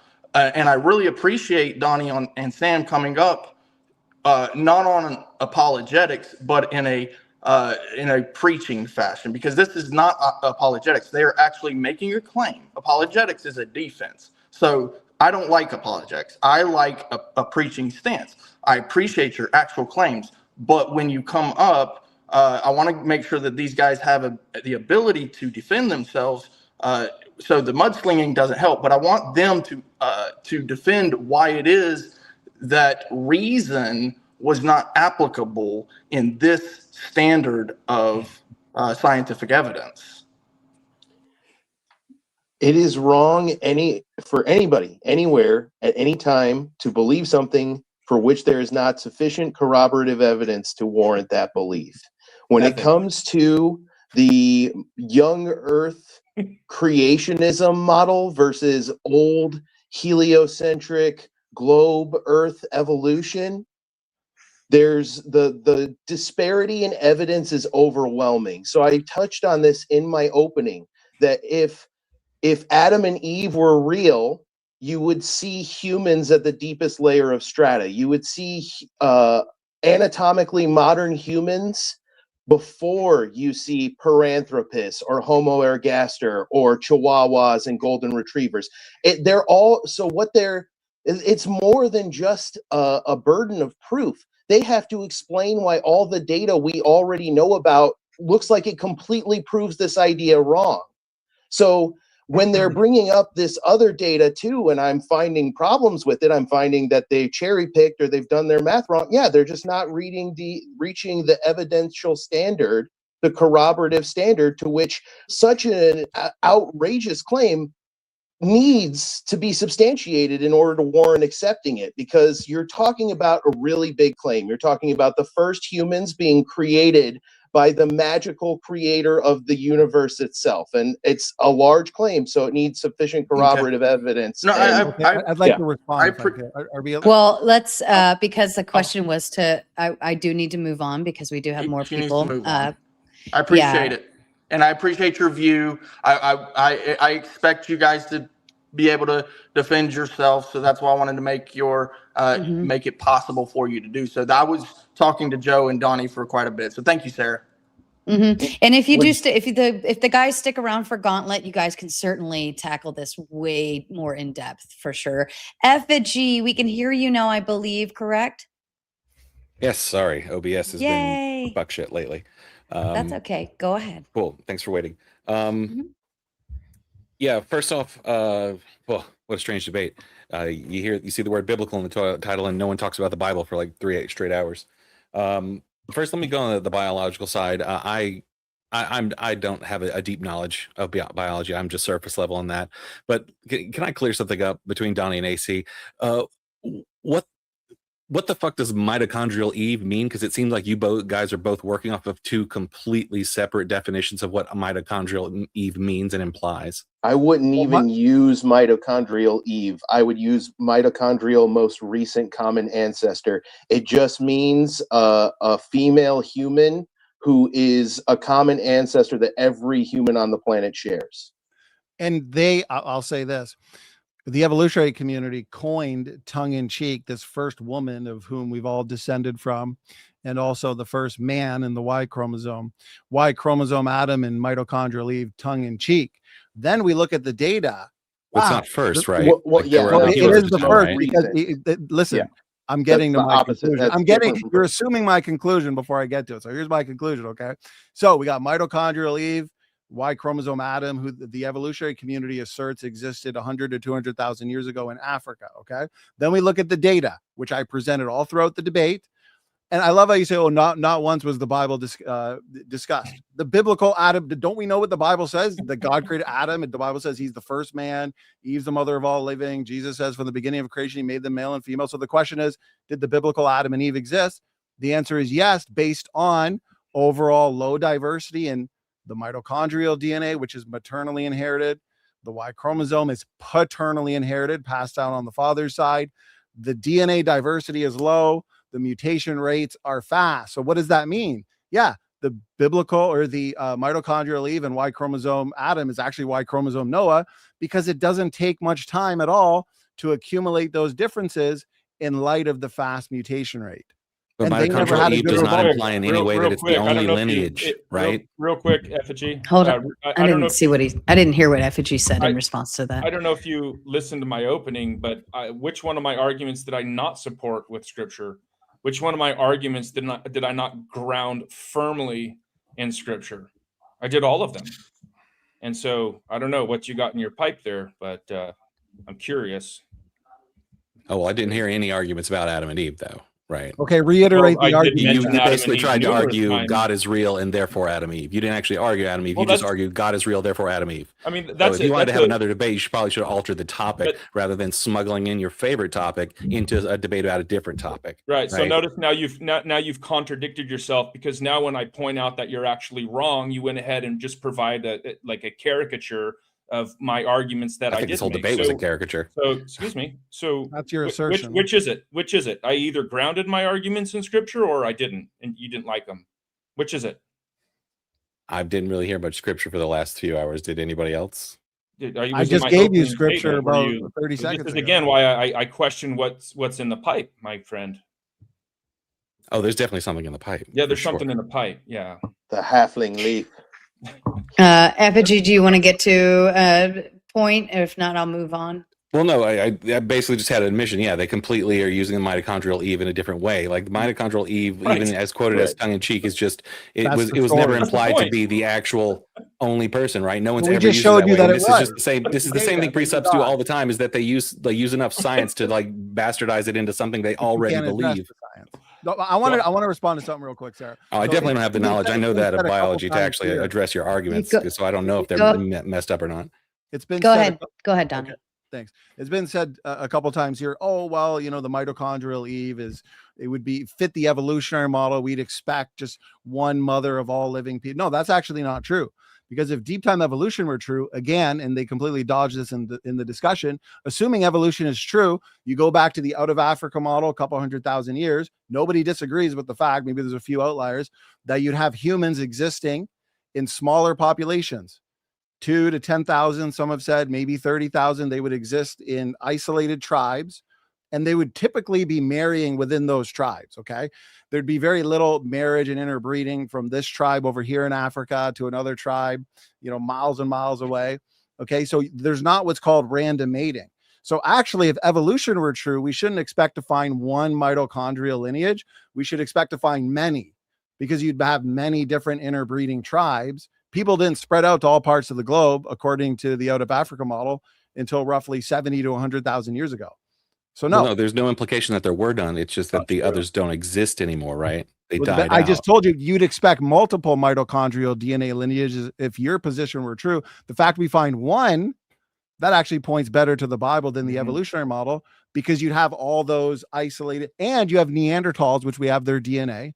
You have Heidelbergensis and Denisovans that are outside of Africa. So we should expect to find a lot of mitochondrial diversity, but the fact that we find a little bit in one line, that contradicts the evolutionary model. How do you address that, Effigy? And a quick one, Effigy, and then it's time for me to move on. All right, yeah, really quick. Donnie, do you admit that your view is a fringe view in the consensus of science? In the consensus of, well, the consensus Yeah, of and the science, overall consensus of the subject we are talking about right now, evolutionary biology, is your view most a complete and utter fringe view. most working biologists do believe they're related to grass and ladybugs. Yeah, that's the consensus. And I'm Yeah, not well, impressed so with that. it's a fringe view. Like, yeah, don't act Are you like proud- you're are sitting you here on top related of the to mountain. grass? It's a complete fringe view. I fe- Yeah, I- I'm, yeah, re- but I'm related I to can bananas point out the because I can hold them with my consensus hand. Throughout history, the consensus has been oftentimes wrong. So if you're going to make and notice how Effigy just dodged. I asked him, how can you explain, according to the evolutionary model, one single mitochondrial lineage in light of the fact that you wouldn't have random mating in the out of Africa model, and you also have Neanderthals, Denisovans, and Heidelbergensis outside of Africa? You should expect to find multiple mitochondrial DNA lineages, and all the guy can do is dodge, duck, dip, dive, and dodge. This is why it's not a good idea to be a science-denying evolutionist, everybody. All right. And I'm going to let Austin, it sounded like Austin wanted to throw something in there, and then I'm going to move forward. So, Donnie, you keep saying that evolutionists rely on evolutionary assumptions like human, chimp, common ancestry to get I never these said that. mutation rates, right? Why do you keep saying that? We never said that. document accumulation from known dates in the past, either directly known common ancestors like Anne of York, or the original settlers of Tristan da Cunha and the Norfolk Islands, people like that. We use documented historical events and recorded history. And these are all events that we agree on, like the settlement of the Canary Islands about 2,000 years ago. And these are all dates that are not only directly documented, they're within the YEC timeline. We all agree on these dates, and using these dates, we calculate mutation rates that yield the time to most recent common ancestor about 60 to 200,000 years ago. Yeah. So You started off with an assumption that I've said, that you always have to assume humans and chimps are related. I've never said that. You're just repeating Dan's argument. I understand your. I'm going to address. You say that people. I'm clarifying, Donny. You say that we have to use evolutionary assumptions, and that's not true. I just pointed out what we actually are using. We're using one known of the data. assumptions. One of the assumptions when calibrating the molecular clock and doing coalescence calculations is relationship between humans and chimps. But I understand, and I've spoken on this. So what's the problem with calibration? Austin, I get you're excited, dude. All right, let's move on. Let's move on from this one. It is an important. I'm going to leave it there. I hear the point, and we're going to hold it. If we can't be precise and to the point the first time, and then we try again the second time, and we still don't hit it, it's definitely not going to hit on the third. Mr. Omar, are you with us, sir? Omar, you taking a shit? No, my Wi-Fi, ironically, I don't know if it's the evolutionary gods or the god of the Garden of Eden that's striking my Wi-Fi. Can you hear me? Yes, we can hear you. Probably the evolutionist. Okay. God. Loud and clear, bud. Well, I expected each of you to blame the other one. The interesting part is that in my book, The Courtesan, I say that all faith is blind because it requires you to believe in something you've never experienced. And I've witnessed here tonight that both parties are, would say they have the proof. One would point at the Bible, and the other one would point at scientific data. But each of them, I would say, are religiously believing the other. I don't think either of these parties were interested in the other's perspective. Perhaps they've done the study. I don't know, but it was very hard to listen to this this debate. But if Dr. I could Omar. ask, how long do I have? I'd like to. I got a question about that. Are you giving a speech or asking? Don't worry. Perfect, Sam, because I wanted to actually ask you a question. Okay. My Canadian friend. What's your PhD in? I'm Canadian. Sam's American. Omar? Sam's Canadian. Sam is Canadian 100%. Are you Canadian, Sam? I'm not Canadian. I am, though. Really? You are, yeah.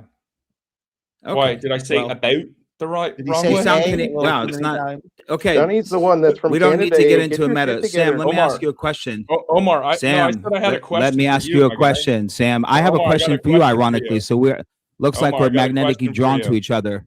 Omar. Yeah. Can you So even hear me? when you One at a time, gentlemen. ad hom, but Omar, yet in can your you hear debate, me? the first question you asked, you moved the goalpost Omar, and can went you hear directly. me? Can anyone hear me? Yes. I can hear All you. right. So Omar, I said I had a question for you. So back to what I was saying. Should we So answer in the each other's debate, questions? This is Omar's time to ask questions. So can Omar please get his question out? Yeah. Omar, ask your question and Sam responds. So Sam, you use pre-sub as an ad hom, but in the debate is about Adam and Eve. And your very first question, you move the goalpost to ask a larger ontological question pertaining to God. You sound like Darth Dawkins. Everything that you're talking Who's about that? is what? Who's that? He knows exactly who it is. So did I reference Darth Dawkins or did I reference atheists? Were you paying attention? What's your PhD in, Omar? So I wanna continuously interrupting me is not going to. Here's the problem. Continuously interrupting me is not going to work. That works on weak atheists. So let me finish my question. Well, you sound in your pretty first weak if question, you you wouldn't moved let the me answer goalpost to a your bigger question. we ontological are on a question time pertaining to frame. God. I'm on a Yeah. time Hey, frame. Let's hey, get through the Sarah, question, please. Here's Ask the thing, question, Sarah. Omar. I asked Dr. Omar a question, and he Yeah, just yeah. immediately dodged me, which is fine. But if Omar, No, I didn't Dr. actually. Omar, if you- So I didn't let you finish your question Excuse because I me. was in the middle of asking you my question. I didn't acknowledge your question. You never finished your question actually because I was asking my question. So my question to you is: I how have do a you measure the fucking value question. of the Can story we compared just- to the others? Can we just get through the question? Now I would like you to ask it, Omar, please. Dude's like terrified right now. Omar, ask your question, please. Hello. Ask your question. So he said things that I want to address. And he's not. He's just gonna I never slap let and you run. finish your That's question what's because I happening. was them asking Okay, my question. everybody That's stop. why you never finished I it. want So Omar to let me ask ask the the actual question. Yeah, I'm trying to. So I'm assuming that in your Christian worldview, correct? Because you never actually displayed. You said the Bible. So does that mean you're Jewish or you're a Christian? What's your PhD in, Omar? So you're afraid. Are you going to stay in for the gauntlet, or are you just Yeah, going to so- laugh your way to the next 6 minutes and have What's to your go? PhD in, Omar? I want to meet you on your ground, my friend, where you have the advantage. So yeah, I reference. That's never going to happen unless I was asleep, buddy. But even if you did something in your sleep, you'd wake up. I'd wake up and you'd apologize to me. So, you're a little Canadian. yeah. Your little passive aggressive Jay Dyer approach, ortho bro shit's not going to work. So You're can you answer the crashing out. question, or do I have to repeat it? Yeah. So Do I have am to repeat a- the question? Damn, get out the sir? popcorn. I'm getting. So Do I have to repeat the question? for everyone who wasn't paying attention, I guess Omar's the only one. Yeah, we are Christians. And we are defending Okay. the biblical worldview, which is why I Thank you. referenced biblical passages from the New Testament. Okay, when I say that I'm a Christian, Okay, I'll repeat that my means that question. somebody Okay? is a follower. I'll repeat Jesus my Christ. question. Yes, Hold on, I Shaman. understand. I thought that's what we were talking Shaman, about. hold So on a second. in- Hold, Aries, shut the fuck up. Omar, he's answering your fucking question. Let him fucking finish.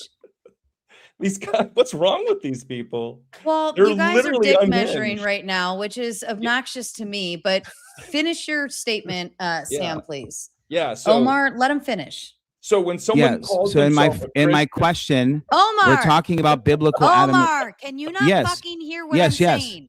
I said Sam. Yeah, not my Omar. internet's my internet's going in and out. I'm sorry. All right. I'm hearing It's chop. not the only thing crashing out, buddy.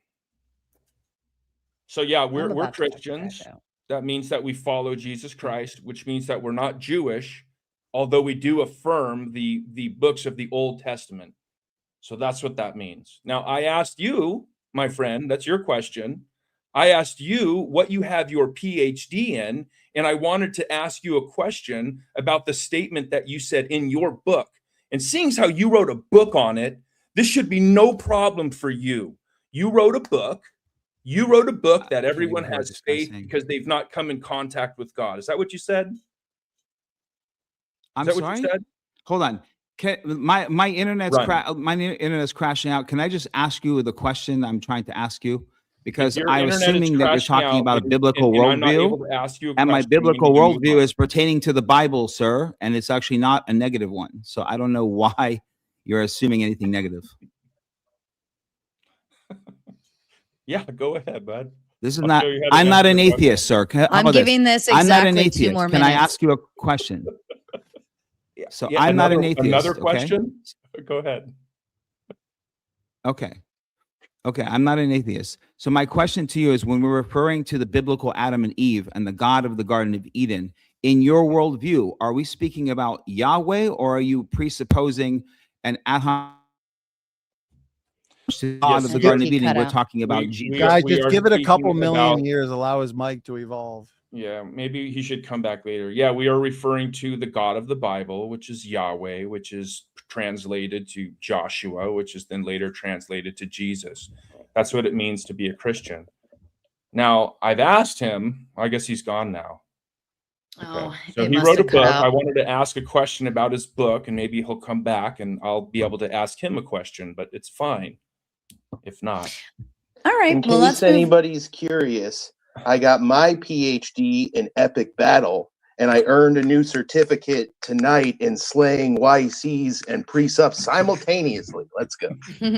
Fair enough. I'm going to kick it over. Sasquatch, welcome, my love. Miss your face. Hello. I'm not even sure which direction you're going to go, but I'm excited nonetheless. I'm actually going to keep it largely secular, but for the record, I'm agnostic, raised by Southern Baptists. So if you ever wonder where secular people get their morality, it's from their religious parents. Yeah, I mean, it's from where? It seems obvious to me. The religious from where? But that's neither here nor there. My question is, what is the It's from primary where? driver of mutation? What was the question? Sorry, I missed it. What is the primary driver of mutation? I believe was what he said. Oh, that's a good question. Primary driver of mutation is the imperfect nature of chemistry and molecular geometry. So mutation isn't common. It happens, for like one. Yeah, Hold sorry. on. I'm getting to a point. Go ahead. So what you need to promote mutation at a measurable rate is a consistent reproduction pattern for it to be a consistently measurable rate.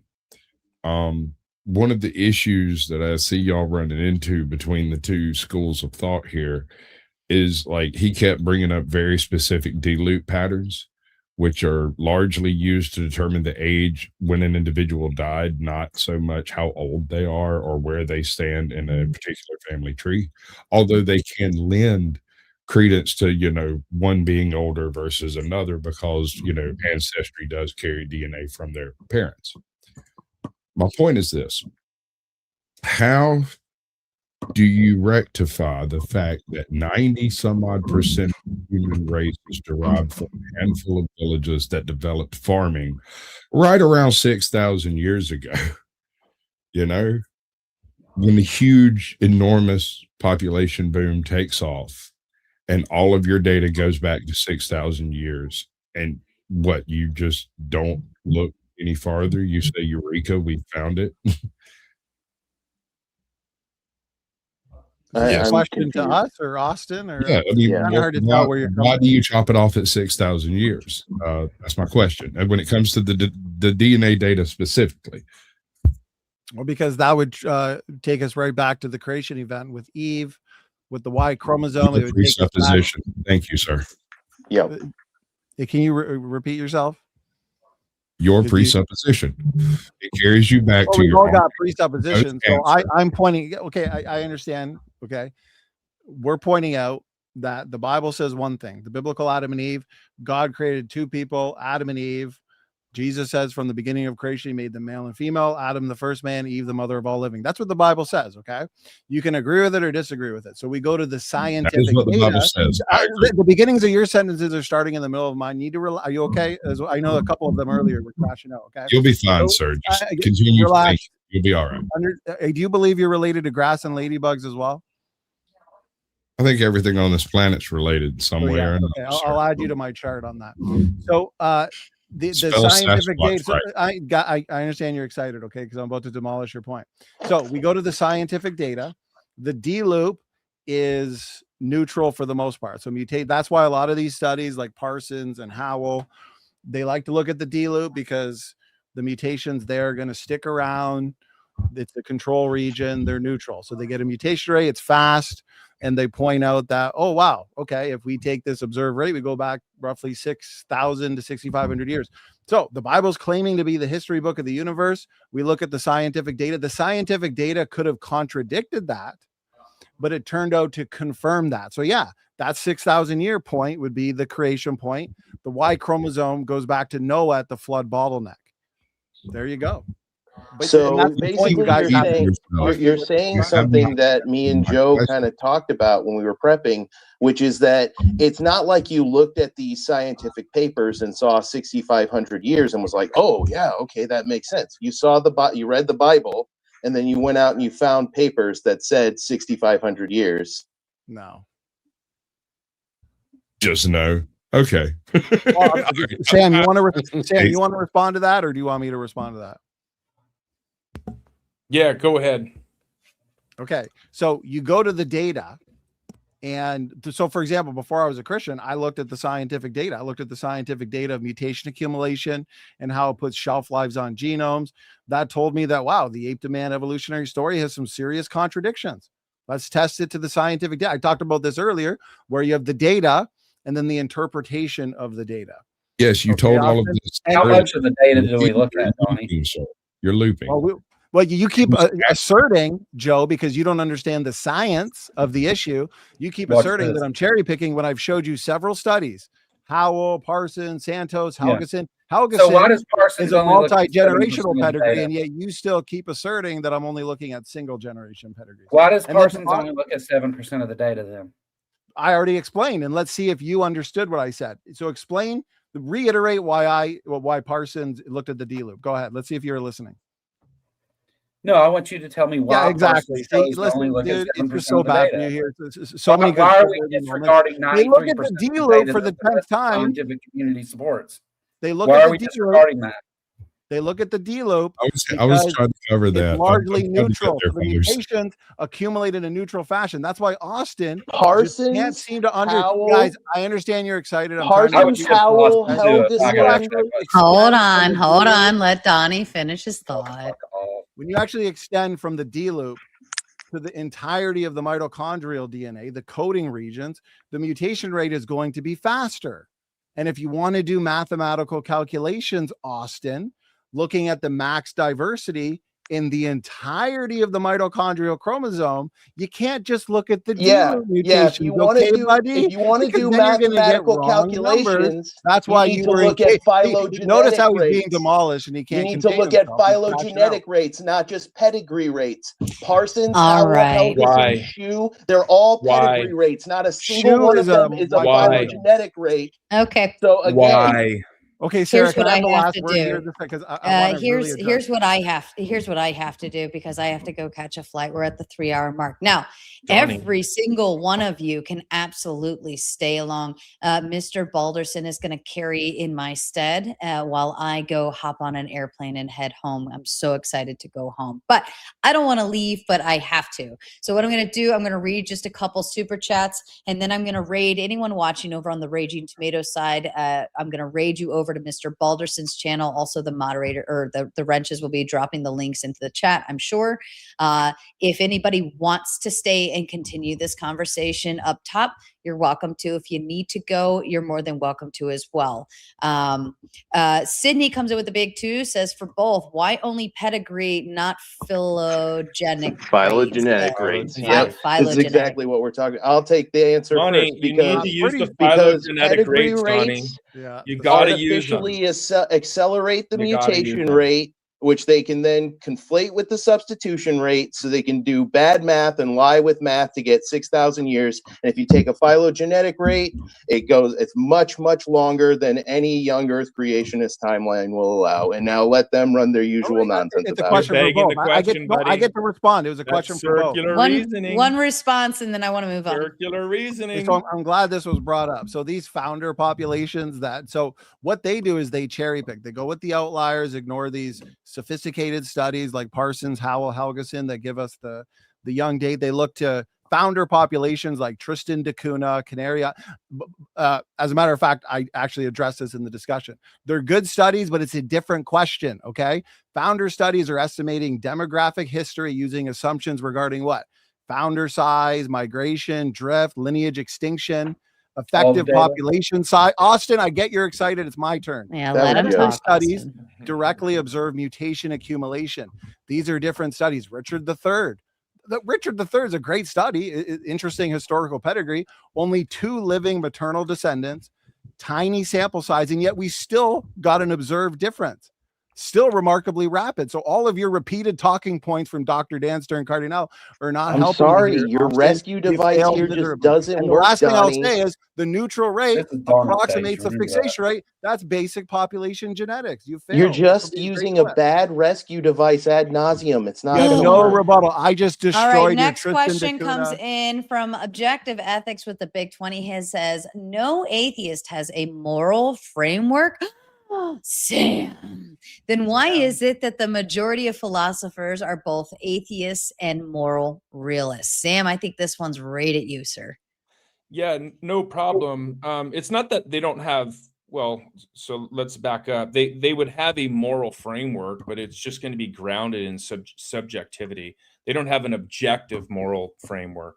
So the problem there is that they're going to have to ground their morality, and they don't really have many options. It's either going to be in the individual, that's moral anarchy. It's going to be in societies, which have justified every kinds of atrocious thing, or governments, which is just mob rule, which again, governments have justified all kinds of atrocious things.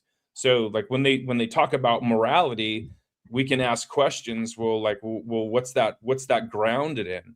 And if they don't want to say that it's grounded in anything, well, then how is that not arbitrary? And this is why in my opening I referenced Friedrich Nietzsche, a nihilist. Like, he understood this. This is where this leads. You can say that there are like moral states of affairs, but it would just be your interpretation. The ontology of ethics there is missing. Okay, there's no ontology. So when you say, something's wrong, like a man imposing his will on a woman, like all you're saying, you can't say that act is bad. You can just say that you don't like it. But that's not what we mean by morality. right? Well, let's go one step further. If they want to say that, like, do women have bodily autonomy? And if they want to say that they do, are they just referring to the law? And so if there's no law there, do they still have it? Now, as a Christian, we would say that everyone has inalienable rights that are bestowed upon them by their Creator. So those rights can be infringed by governments or societies or individuals, but ontologically, they would still be wrong. So they have a huge problem here. And just saying that a bunch of people believe something, that doesn't, so what? Okay. All right. Nunny says, I want to hear Shaman Omar's take on things. Stay on. Go over to Mr. Balderson's side. I'm 100% positive Shaman's going to stay on for this. And of course, last one, Mr. Tom Carpenter says, in case you don't know, Squatch is the voice of God you hear in your head when he speaks to you. Facts, Mr. Sasquatch, in your sexy voice. All right. Here's what I'm going to do. I'm going to close out on the Raging Tomato side. If you're watching over there, catch the raid over to Mr. Balderson's side, or you figure your way out, or just get the fuck out of here. I don't care.